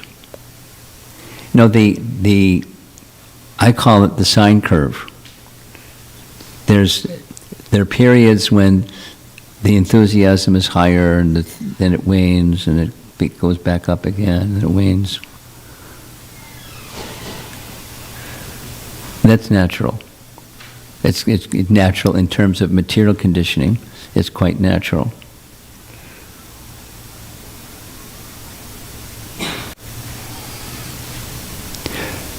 But the spiritual position is it doesn't slacken. So the slackening has these reasons. Bhagavan nishtha chavaka. Nishtha, you know the meaning. Nishtha? No? Faith. Nishtha. It's one of the stages of bhakti. When anarthas are eradicated substantially, not 100%. So the stages of bhakti, Shraddha, Sadhusanga, Bhajana Kriya, Anartha Nivritti, Nishtha. When anarthas, unwanted things, are largely gone, what's left? Nishtha, a stage. It's a stage. It's not the final stage, but steady. Unsteady is due to the anartha thing. And then steady is when anarthas are largely diminished. Not completely gone yet, but it's because it's a stage. Nishtha. So Bhagavan, Nishtha, Chavaka. Chavaka, lack of focus or loss of focus. And that's because this distraction thing, we are absorbed in other things. We all know what distraction is. We may have some experience of being undistracted for a little while. Tomorrow, may you become undistracted for at least a little while during your 64 rounds. And sometimes those periods of being undistracted are longer. And then when it's longer, as you become more proficient in chanting, it does stay longer because there's less to be cleared. The unwanted is less, and therefore more likely steady or absorbed. Because after Nishtha is asakti. One becomes attached. Then bhava and prema. Obsessive absorption in unfavorable things. So that's a residual effect of past stuff back there, of not just sin, but offense. And offense builds more offense. Once stuck in that zone, it's hard because there's a tendency, and tendency repeats itself. Bhakti, Saitilya. There's Kautilyam, that first one, Saitilya, laziness. Lack of effort and enthusiasm. There's the enthusiasm word again. For sadhana itself. The for sadhana, it's the means to make the connection with Krishna restored. And lack of enthusiasm for the means of making the connection with Krishna restored. Lack of effort, lack of enthusiasm. So that's that same first topic, utsahan, looked at through a different lens, in a different set of Sanskrit words, but it's the same principle. Lack of enthusiasm, lack of effort, lack for sadhana, the means of purification. And then finally, this pride one. Pride, when it becomes a matured kind of pride, is pride in bhakti. That is, who's at the center? Krishna, right? I'm an advanced devotee. Krishna's really at the center, right?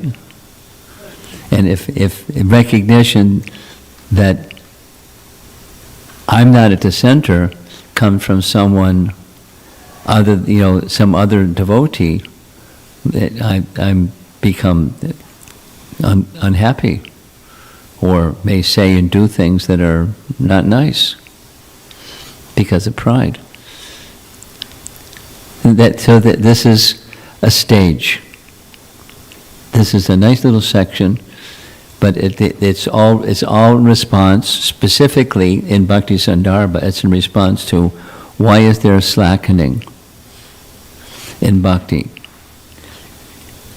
Again, he says, Jiva Goswami writes, there are many reasons. Amongst those many reasons or symptoms, there's 5 that are particularly prominent. And he lists them and expands the explanation of them. That's the document that you receive.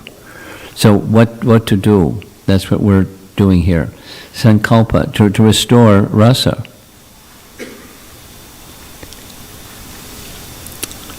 Now, what's the meaning of sankalpa? There's the material and there's the spiritual. With everything, there's material, spiritual. So supposing, in a formal way, so I'm a college kid, or I'm a high school kid planning to go to college. And I want to, I have a career plan. And the career plan is, fill in the blank. So I want to go to this college and study these subjects so that I can, that's my sankalpa. I want to develop an ability, a career, something. That's on, just 100% material side of things. Then supposing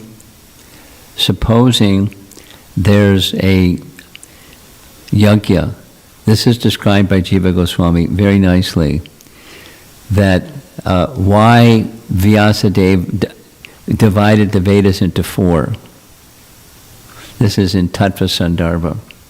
Why Vyasadeva divided the Vedas into 4? What was the purpose of doing that? And he describes that the Vedas themselves are filled with jewel-like teachings. And in order to help in this age where people are have less capacity to discern which jewels to use, he made some boxes for, this jewel, that jewel, the other jewel, depending upon the type of sankalpa that somebody wants. So because previous ages, they just reach in the box, and then you tell the brahmana, I want wealth.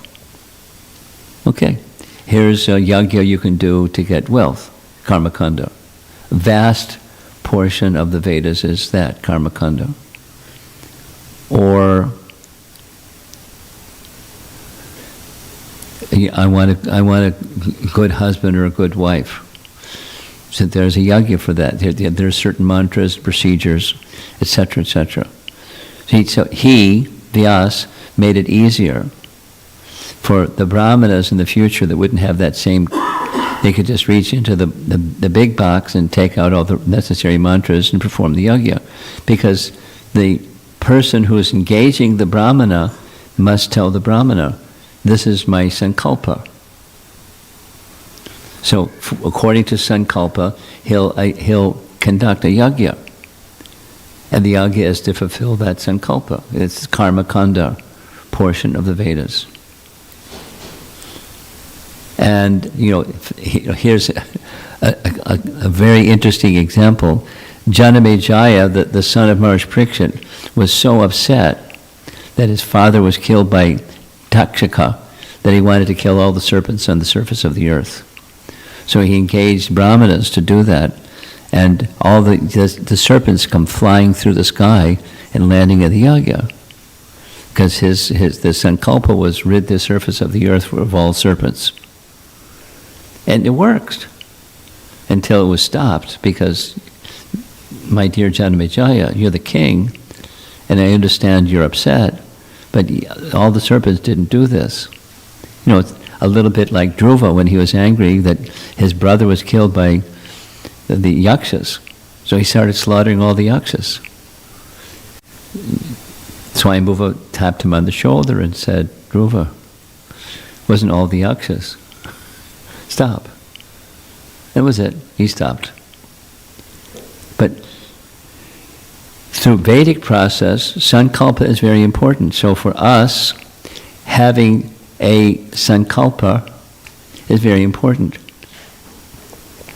One of the activities, not always, but a common activity at Japa Retreats is a sankalpa exercise. So I'm going to do a little bit like that with all of you. In some cases it's like pause and write something down. Like the why question. For tomorrow, there's 64 round day. What's the sankalpa for you tomorrow? What's the intention? What is it that you wish to accomplish in the course of your 64 rounds? And if the why is clear, it'll help you stay focused. If the why isn't clear, you'll have your experience will be more the meandering mind experience. And we're very familiar with meandering mind experience. What to speak of 64 rounds. It's easy. Try it. I don't recommend you try it. I recommend sankalpa. And some very nice appreciation, natural appreciation is I'm reading, or actually I'm listening to a voice recording of Mukunda Maharaj's book, Miracle at 26 Second Avenue. It's a biography of what he did and those who were in his company, the other Vaishnavas, in establishing 26 Second Avenue, then establishing a temple in San Francisco, and then establishing a temple in London. Because Prabhupada wanted that. That was for them. That was the why. Prabhupada wanted it. Now, why did Prabhupada want it? There's a why behind that one. But Prabhupada wanted it, and that was, that was it. And that was the fuel in their tank. That's that propelled them forward. And so they got to London, and they were in a rented place that was like a big warehouse and so forth and so on. It was wasn't nice. It wasn't the temple in London place. And they tried to get things going, and it wasn't really going. They tried what they did in New York City, they did in San Francisco, and it was a different venue. British people are different. And they weren't getting traction.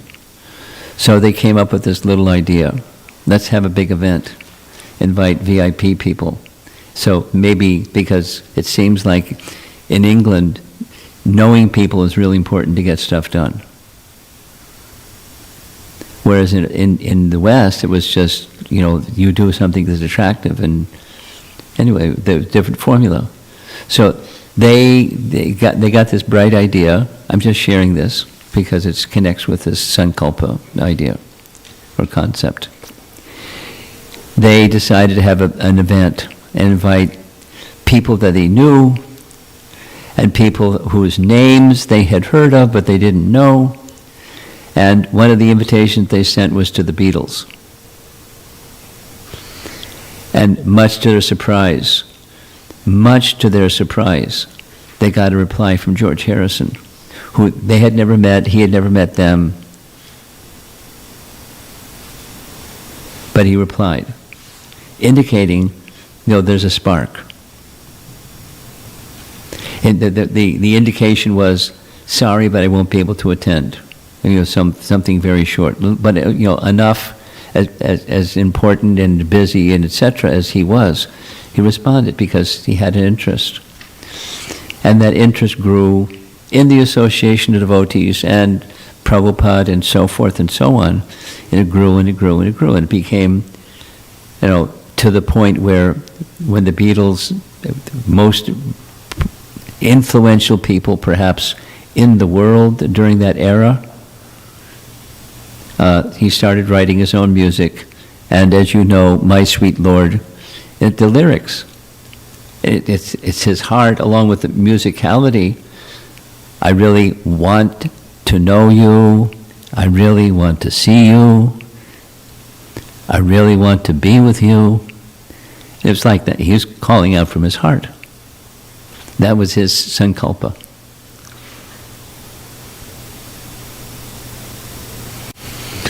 An exceptional person. I mean, VIPs don't usually display the inside like this. He did. And he knew how to do it effectively.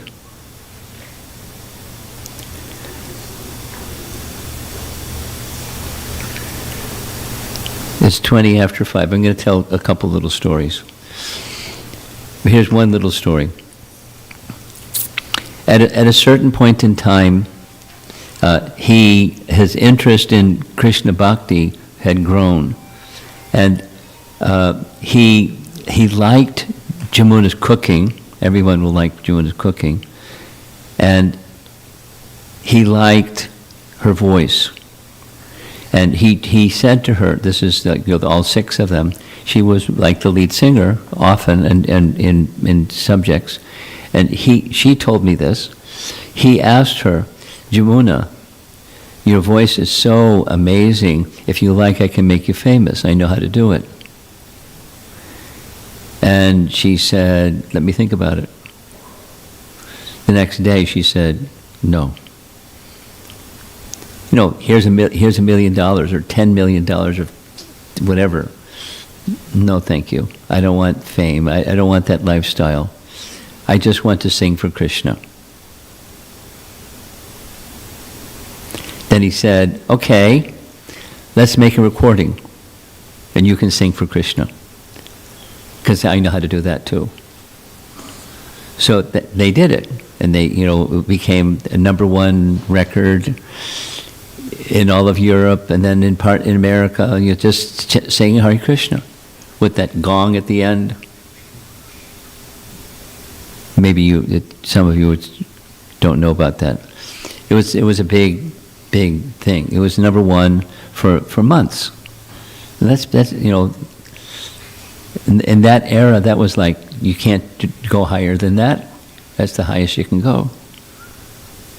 And then the flip side was, Jamuna singing the prayers to the 6 Goswamis. So, in her angelic voice. Because he wanted that sound vibration to go out.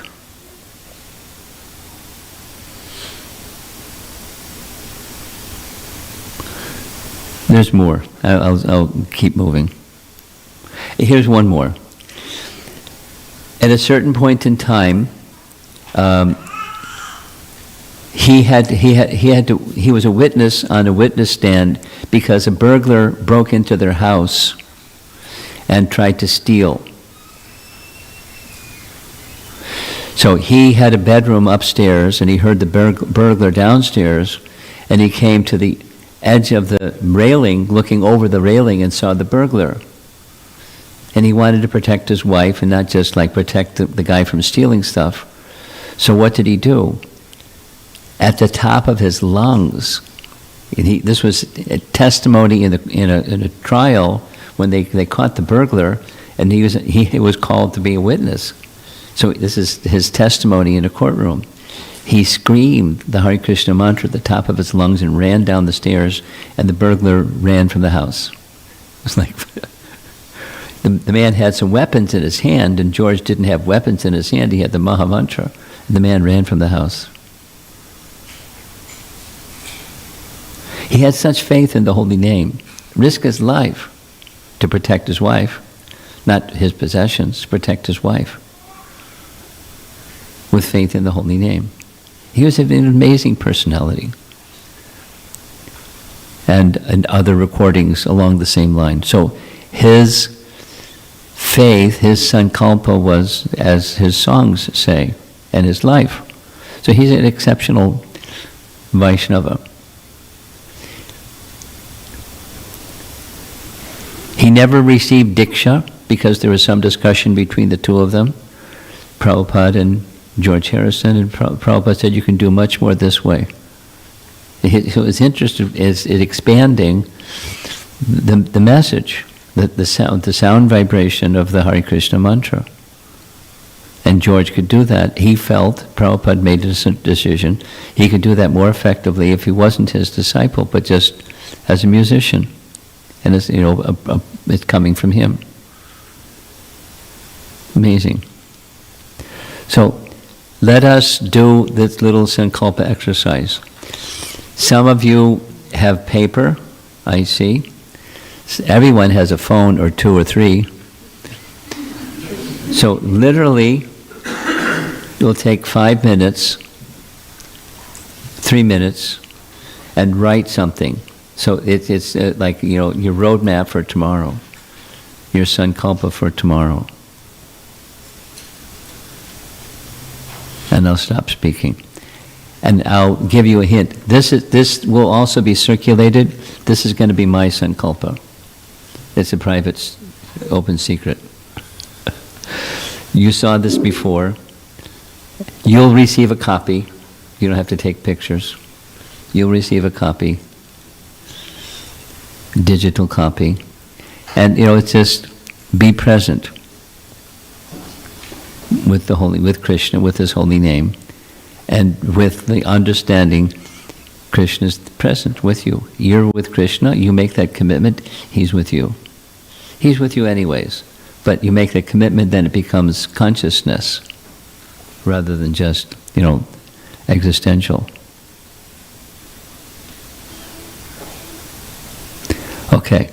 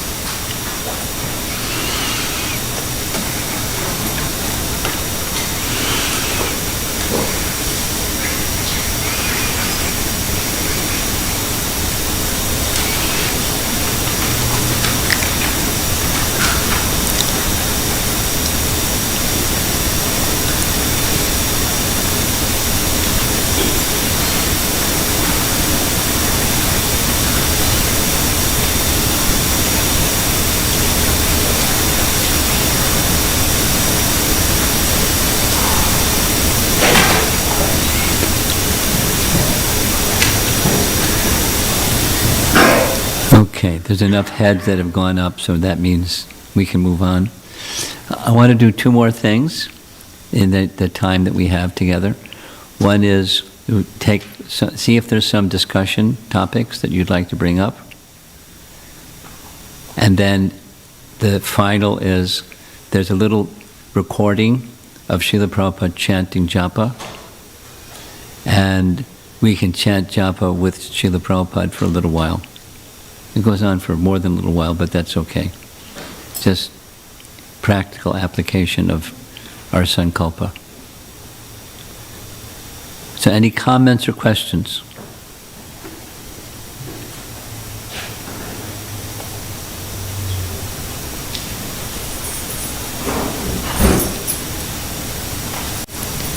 Okay.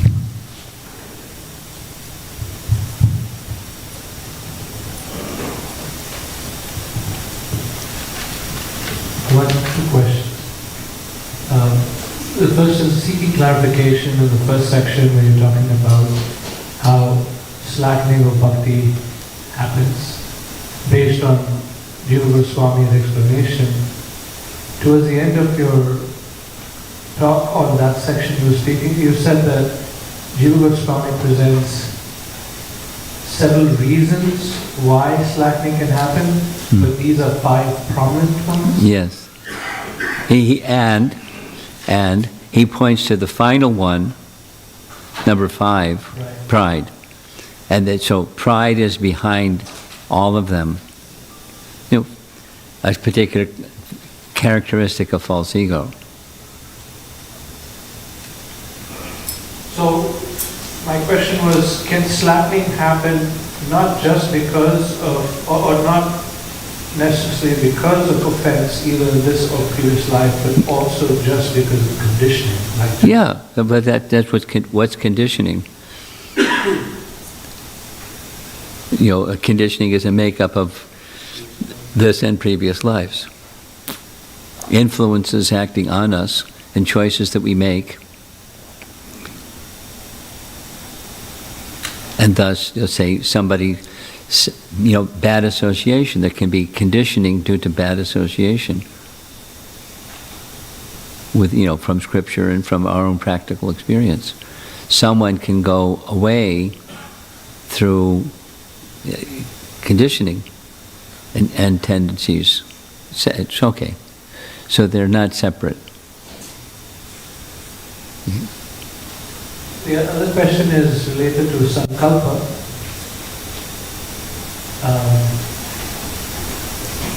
George Harrison's sankalpa is really sweet and Yeah, it is. delightful.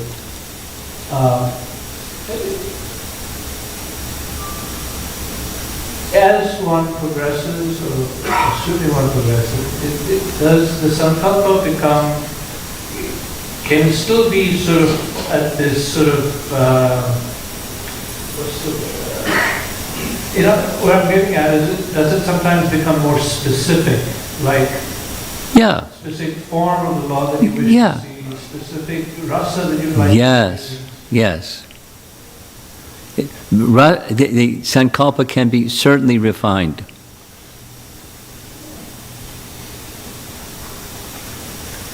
It would be natural that it does become refined, but you know, with at least with some direction to start with, away from and towards, accepting, rejecting, and accepting. Okay. Yes, up front. Salutations unto you, Maharaj. This question I was supposed to ask yesterday, but we ran out of time. Okay. So the question is like, having faith in Krishna's name. How to? Having faith in Krishna's name. Having faith in Krishna's plan. Name. Name, okay. And we do hear and we do hear from all great devotees that Krishna's name is not different from Krishna. That's a big realization, isn't it? Can you please explain in detail about Oh, explain it. It's a fact, then there's the realization of the fact. So, abhinatvam nama namino. There's scripture that says, abhina tvam nama namino. There's a relationship of non-difference, abhina, between the nama and the nami. In that, because of the absolute nature of Krishna. Because of the absolute nature of Krishna, there's non-difference between the sound, just like this vachaka discussion yesterday, vachaka, and the person. The sound and the person are the same. On the absolute platform, it's not true for the material platform.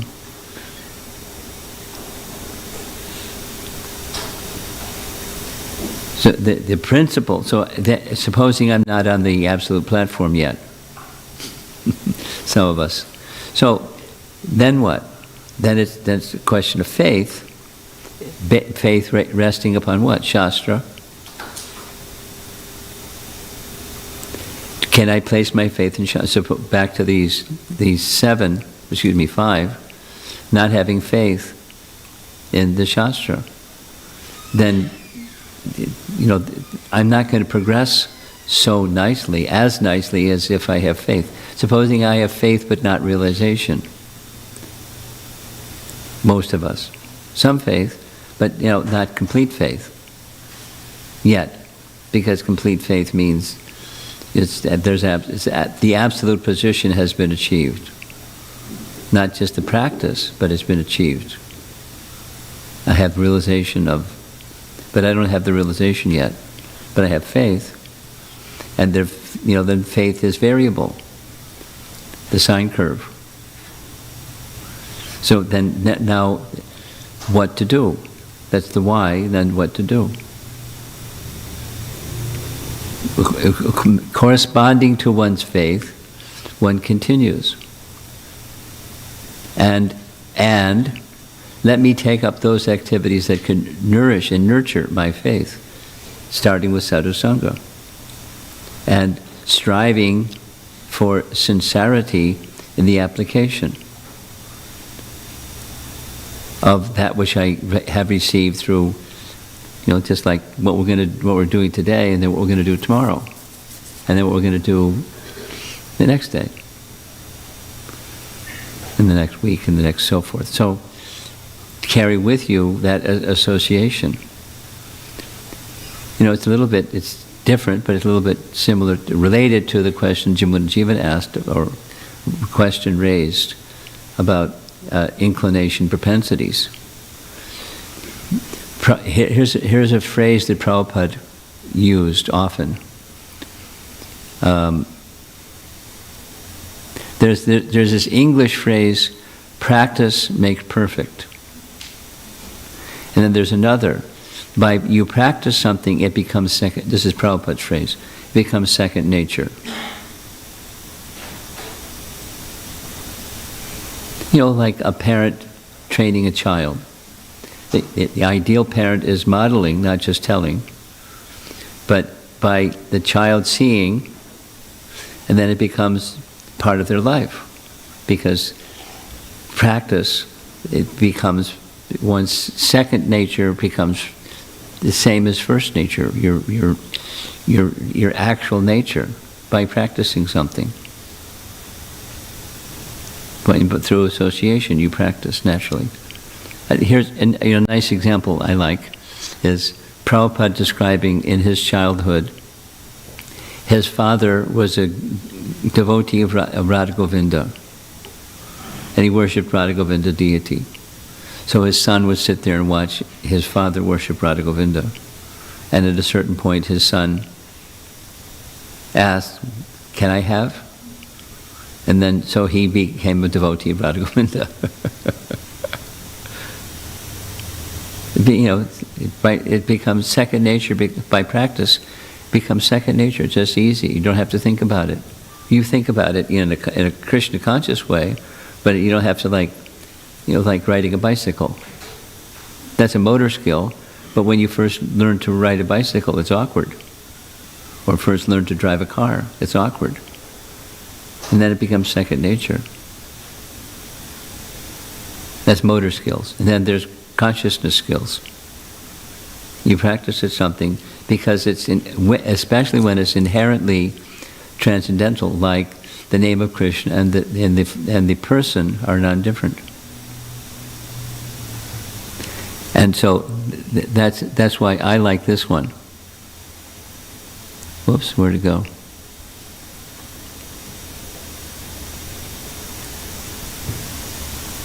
So be present, and with faith, I don't have the realization yet, but I have faith that the name and Krishna are the same. This is your question. And by being present with that fact and being present with the name, who is not different than Krishna, Krishna is there.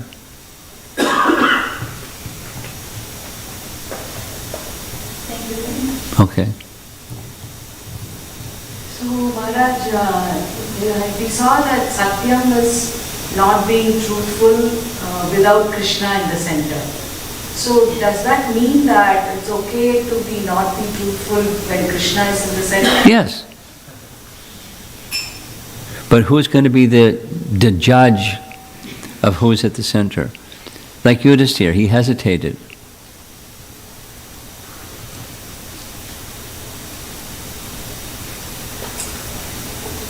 Etc.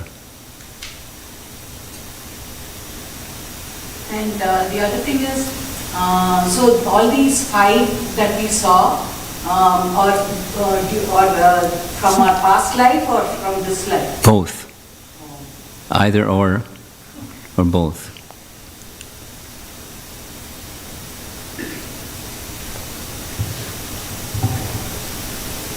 Hare Krishna Maharaj. So the Sankalpa was just a really good segue from the morning where you said intention is the key. Yes. Yes. Really, Yes. You came as a right segue. I had a question, Maharaj. We've heard that the mind has 2 things. One is Sankalpa and Vikalpa. Yeah. Proposes and then disposes. Yes. So my question was, the Sankalpa we are taking, is it coming from our mind, from our intellect? It can be. It can come from your mind. Okay. And it can come from your heart. Now, how are you going to discern? Who's at the center? That's how you discern. Same question as you asked before. Same answer. And then, how do I know if Krishna's the center? Stick around. Let some time pass and see, is Krishna still the center? Is Krishna still the center? Is there consistency? And then when it's consistency, then Krishna's at the center. And for most of us, it's not. Well, it's okay. You start somewhere with a sincere effort. I want to get to where Krishna at the center. And I'm not there yet. So sometimes not. Sometimes not. Flickering. Behind you? So, extension of these 2 questions, like in Sankalpa, right? Sometimes we have our Sankalpa, which is maybe technical or really small, versus when you see an ideal Sankalpa, right? Like for example, my Sankalpa could be just get out of some miseries, falling in hell. But when you see the ideal Sankalpa, like George Harrison had it. So do we transition or adopt to that, or we stick to our Sankalpa for now and then evolve later? My answer to a question like this is, it depends. And what does it depend upon? What are the variables? It's good to be honest. This is where I am. I'm not there. I can look up and say, wow, but I'm not there. So let me be honest. And then the honest, one of the ways of measuring is there's sustainability. I'm able, because it's honest, to stay with it. And that's a real sankalpa. Some people have ones that are real high and it's like, it fizzles. And then they feel discouraged. We all know some people like that. So, it depends. That was sustainable, and then if you take this one, and you know that there are further stages, Kabe habe bodo se di namar, when will that day be mine? When? But I'm not there yet. So let me have my sankalpa that matches where I am, at the same time aspiring. And that's how progress is made. Be honest. And then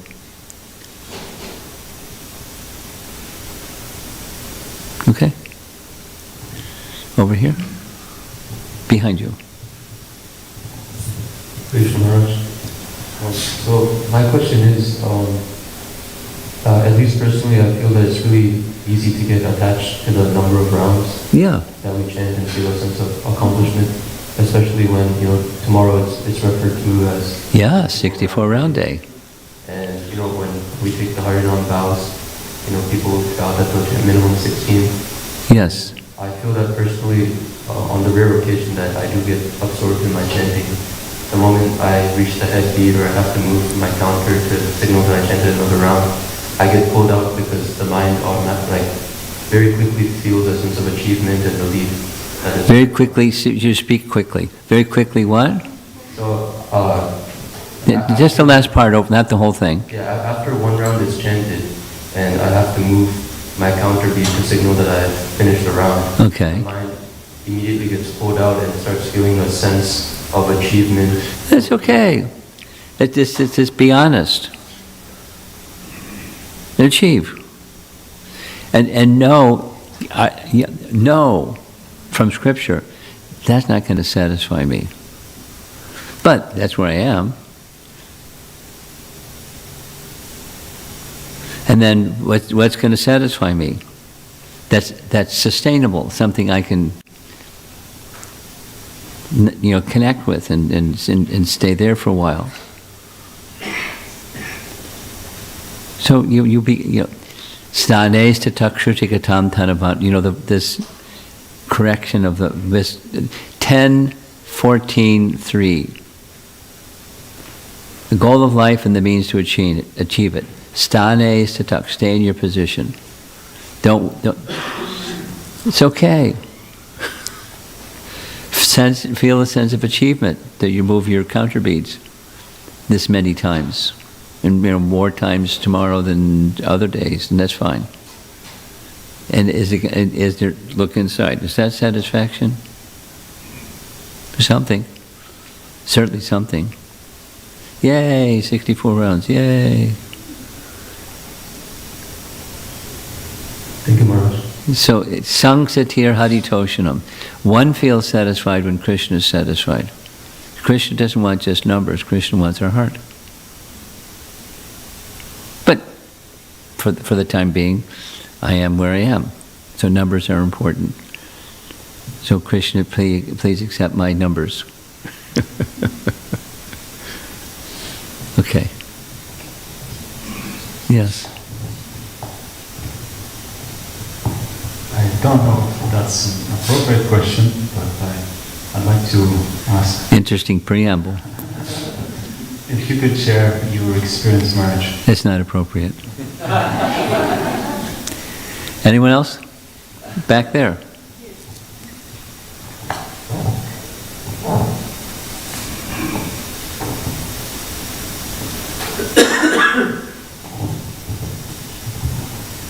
Hare Krishna Maharaj. As you mentioned about Sankalpa, and one of the devotee mentioned about Vikalpa, and I was thinking personally that my mind, even though I want to do it and I'm very enthusiastic, I would like to do it, but my mind wanders so much and it is so hard to bring it back to my Sankalpa. If you have any... just, the verse from Bhagavad Gita. I'll remind you of the verse in Bhagavad Gita that you already know. From whatever and wherever the mind wanders due to its flickering and unsteady nature, bring the mind back under the control with the capital S, self. So the sankalpa it's that direction-giving force, shakti or vector, that's going to help you accomplish however many times. How many times? That's however many times, and number of times. But you bring it back to what? So to a sustainable, purposeful, personal sankalpa. And the more you have the why, the more you have the sankalpa, the easier it will be to bring the mind back however many times it takes to bring the mind back. It's like, it's like training a dog or a wild horse or something. The wild horse is wild, but the wild horse can be trained. Bucking bronco, he doesn't want, get off my back. So, but you by a good trainer, and inherent is the ability to be trained. Your mind also. The one is diseased and the other is healthy. And healthy and natural it's there. It's just the diseased is the other. So move towards health and away from the diseased state. Thank you so much. Hare Krishna. Okay. One last question. Right up front, this young lady in the front row.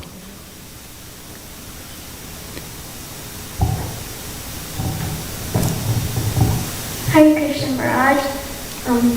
So my question is that is there any way to find pure happiness on this world, and how? Yes. And how do you achieve that pure happiness? Yeah. That the real happiness or pure happiness is otherworldly, but it can be found in this world by making an otherworldly connection. Say it the other way. There is no, in this world, Bhakti Siddhanta, there's no love in the material world. And people go, what? I love my wife, I love my children, I love my dog, I love my money, I love my, stuff. But that's not what love is. So what's love? And it's approachable by descending mercy and by making proper connection. So Sanksit here, specific to your question, aside from love, is Hari Toshanam. You've heard, the verse? There, you can look it up. But Canto 1, Chapter 2, there are three verses, those early set of verses of Canto 1, Chapter 2, where Yen Atma, Atma, the meaning, self, soul, Atma. The soul becomes satisfied. Yen Atma su prasidati. Very satisfied. And there's a method, even in this world, but that's connected with the Supreme. And there isn't otherwise. Real happiness. It's flickering. Now you see it, now you don't. Happiness becomes distress quickly. Okay? Does that answer your question? One more thing, is there a way that we can go to Krishna even if we don't meet her at the end? Even if we don't what? Is there a way we can go to Krishna even if we don't reach the end of the life cycle? Even if you don't what? Don't reach the end of life cycle. End of the life cycle. Can you go to Krishna even in your present lifetime? That's your question? Before death? Yeah. Sure. But that's what back to Godhead means. A or B? Back to God is you change your dress. B, back to Godhead means you change your consciousness. So it's change of consciousness. You can go back to Godhead in this lifetime. Before you give up your body, you can be with Krishna. That's back to Godhead. Is it doable? Yeah, that's the invitation. It's certainly doable. It's not a false advertising. It's meant for us. It's our healthy state. Okay? Two very nice questions. Thank you. And the last part is I'm going to invite you to get your bead bag or beads, or you just use your fingers if you don't have your bead bag with you, because we're just going to chant. And we're going to chant with Prabhupada, because you're going to see in the upper left corner that little horn? That means there's an embedded recording. And it's Prabhupada chanting. And the place where this recording was made was across the street from 26 Second Avenue. Before there was 26, there was 61. And there was an upstairs place where the devotees chanted. And it had assemblies. And you'll hear Prabhupada stop the chanting, and in a stern voice, he says, "Sit properly." The devotee that said he was slouched over leaning against, the altar, chanting, in a slouched sack of potatoes kind of posture, Prabhupada stopped and, instructed sternly, sit properly. So that's the place where this recording was made. New York City, 61 2nd Avenue. And this says matchless gifts, but that's okay. And we'll just do this for a little while. Experiment today on what your sankalpa for tomorrow is going to be, and see how well you can stay with it. And if you get distracted, like many of us may get distracted, bring it back to your sankalpa. Because the mouth is going, and then what's the intention behind? And it'll help stabilize the mind.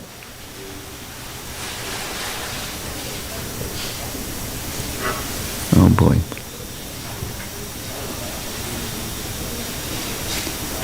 I think here we go again.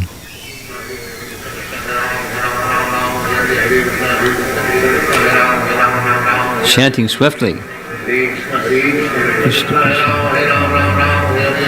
Krishna, Krishna, Krishna. Hare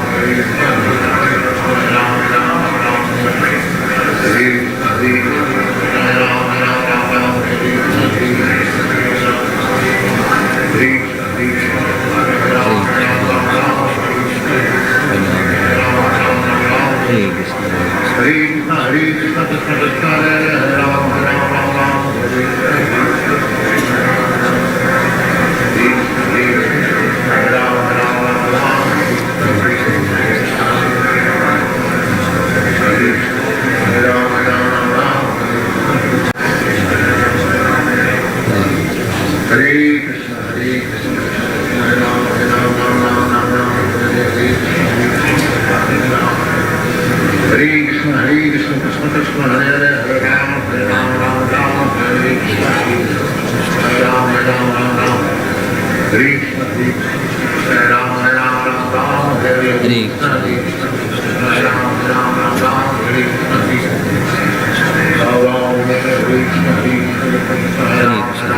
Krishna Krishna Hare Krishna Hare Krishna Hare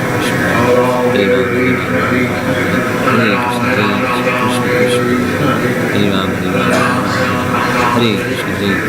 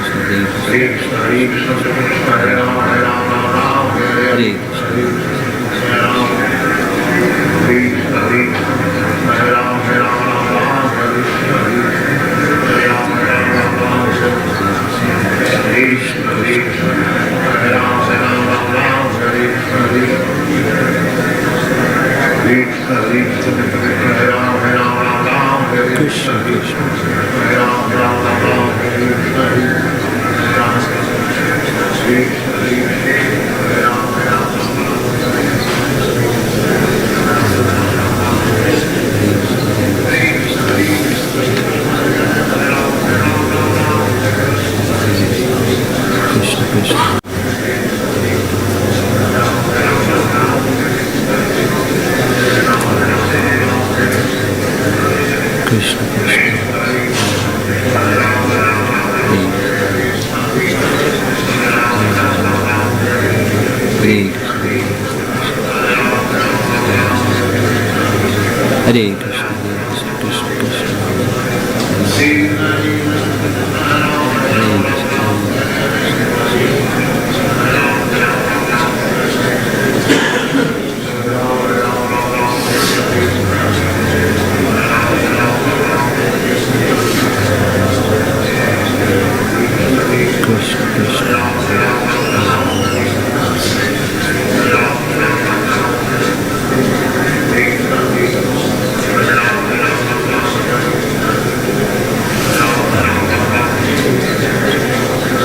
Krishna Krishna Hare Ram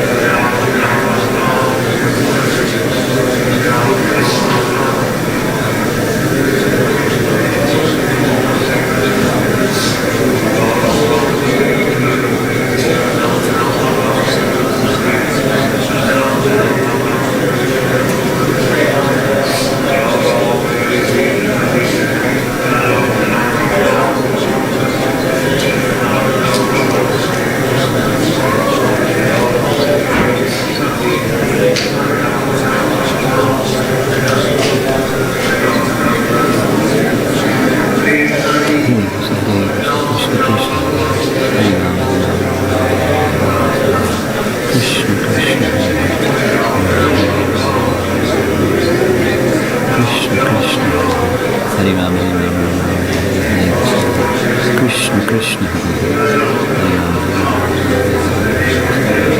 Krishna Krishna Hare Ram Krishna Krishna Krishna Krishna Krishna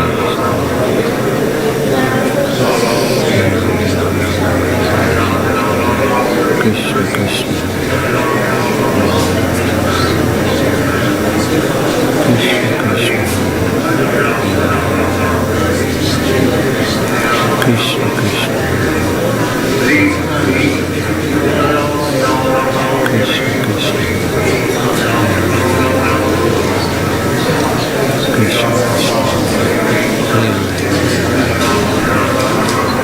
Krishna Krishna Krishna Krishna Krishna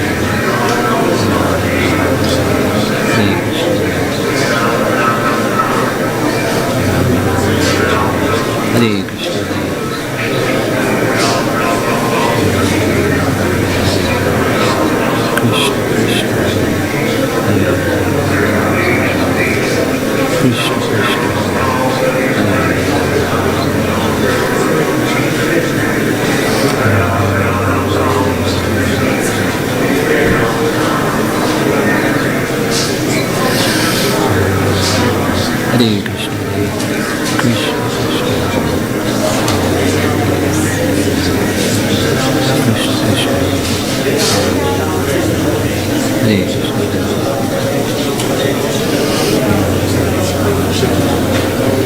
Krishna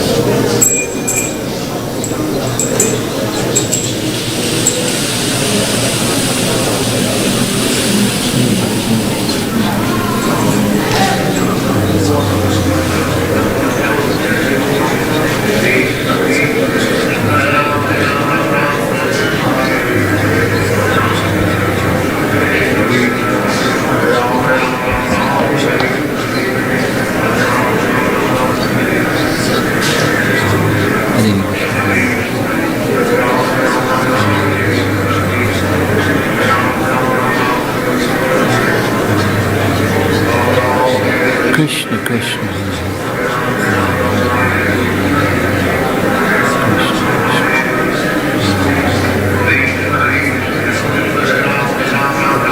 Krishna Krishna Hare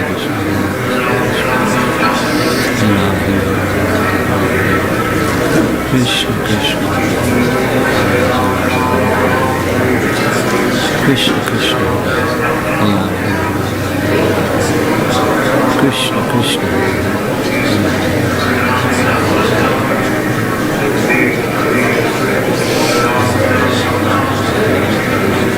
Krishna Krishna Krishna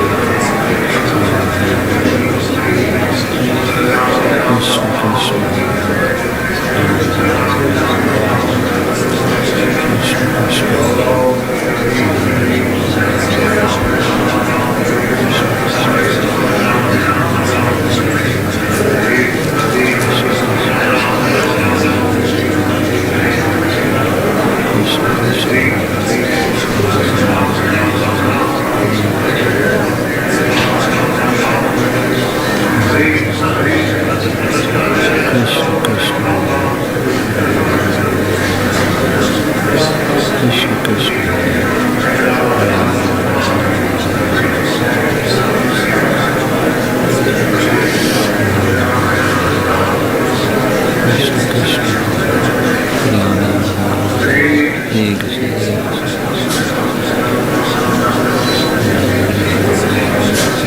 Krishna Krishna Krishna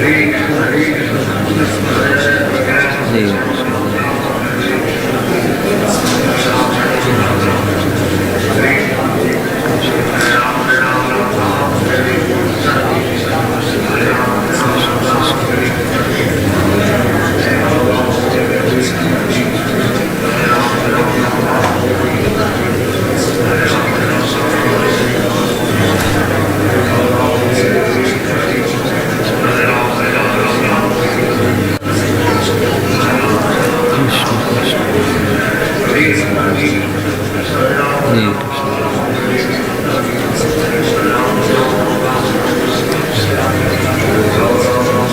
Krishna Krishna. Krishna Krishna. Krishna Krishna.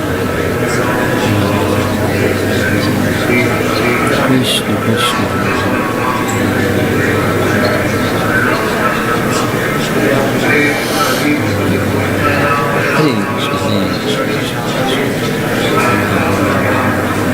Hare Krishna, Hare Krishna, Krishna Krishna, Hare Rama,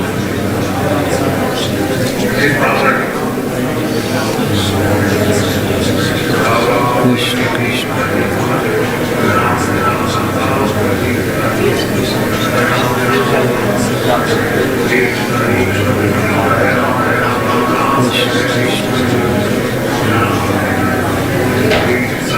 Krishna Krishna.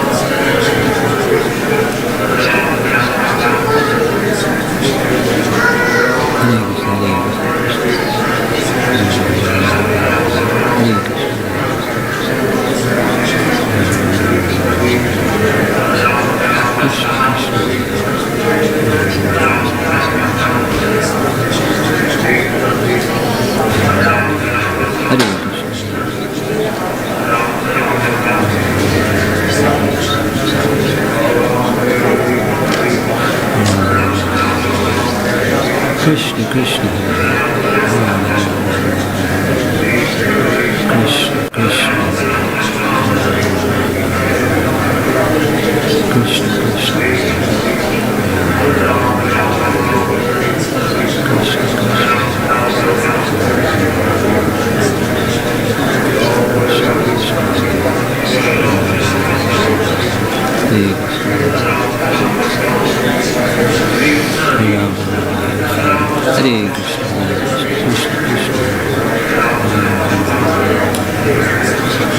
Krishna Krishna.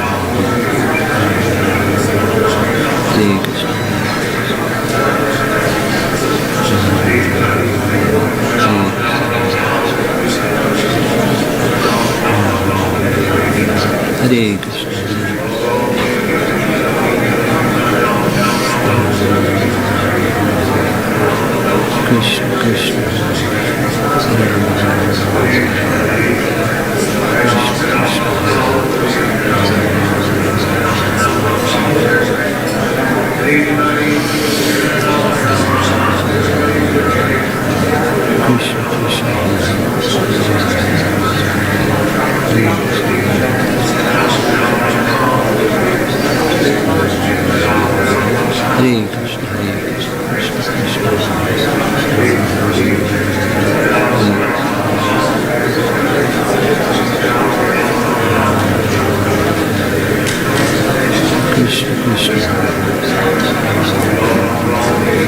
Hare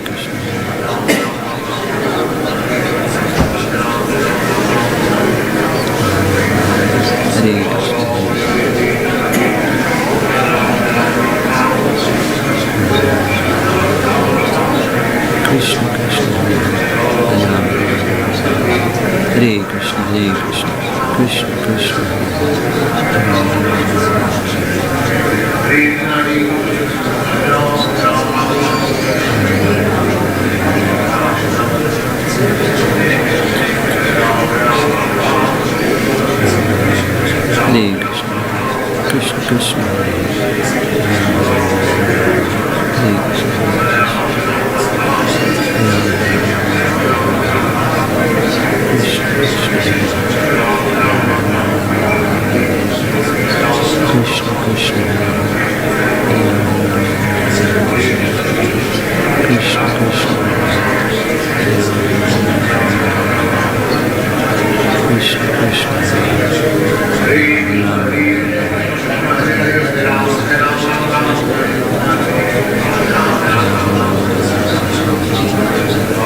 Krishna, Krishna.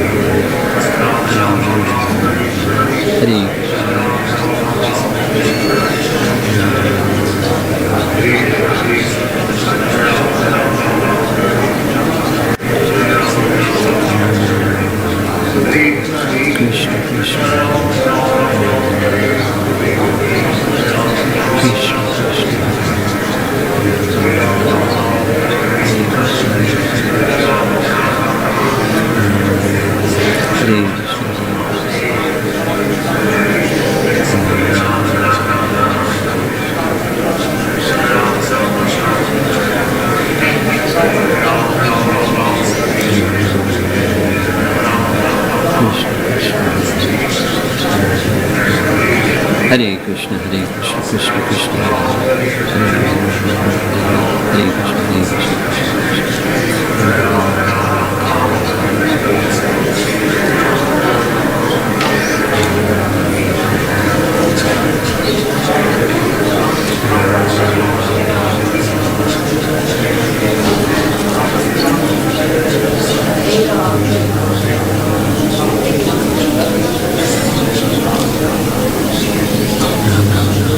Hare Krishna, Hare Krishna, Krishna Krishna, Hare Krishna, Hare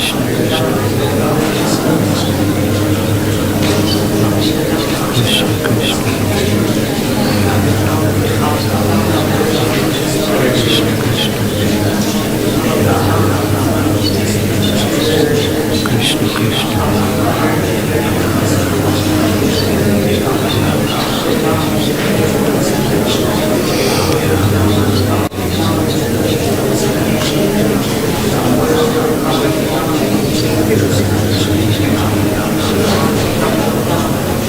Krishna, Krishna Krishna, Krishna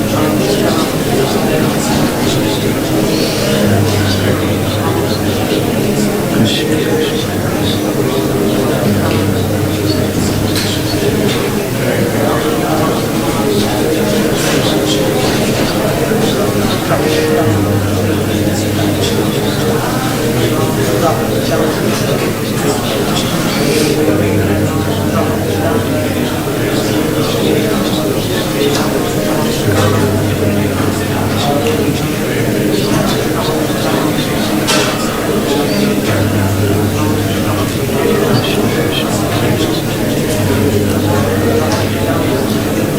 Krishna Krishna. Krishna Krishna.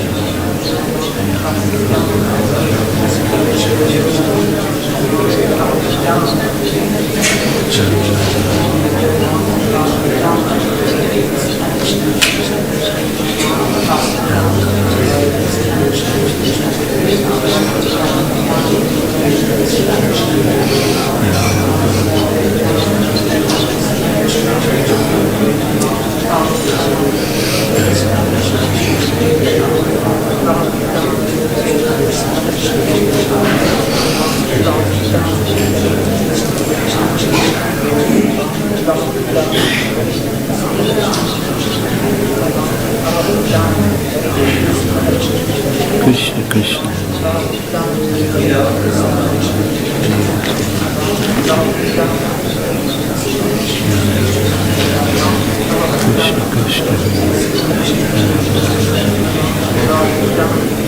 Hare Ram, Hare Ram,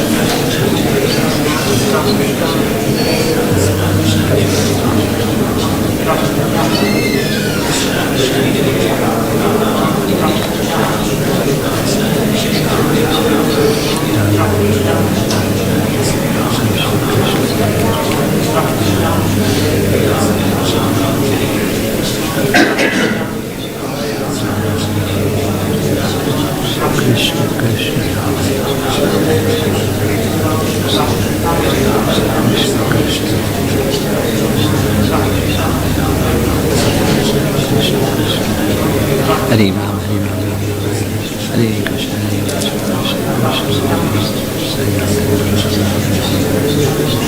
Krishna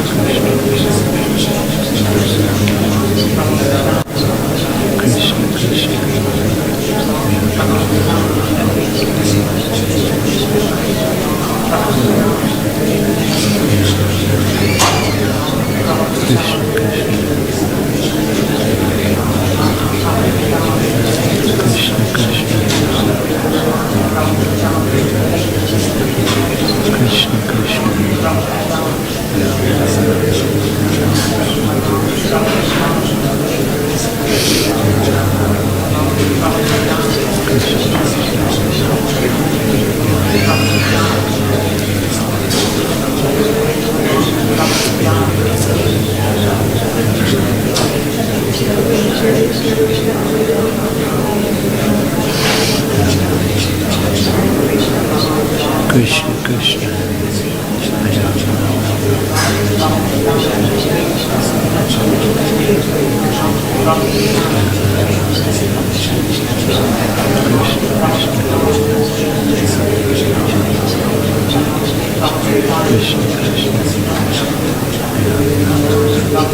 Hare Krishna.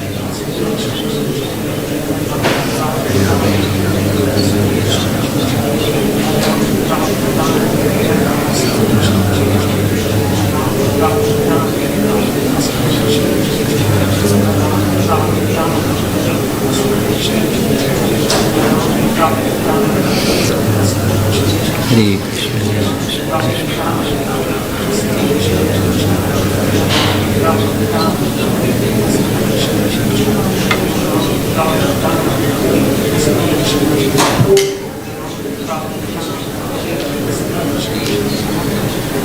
No signal. 1. Please check the power of the external devices and cable connection status. 2. Press the input button on the TV remote to change the input. Red up. Mute. 80.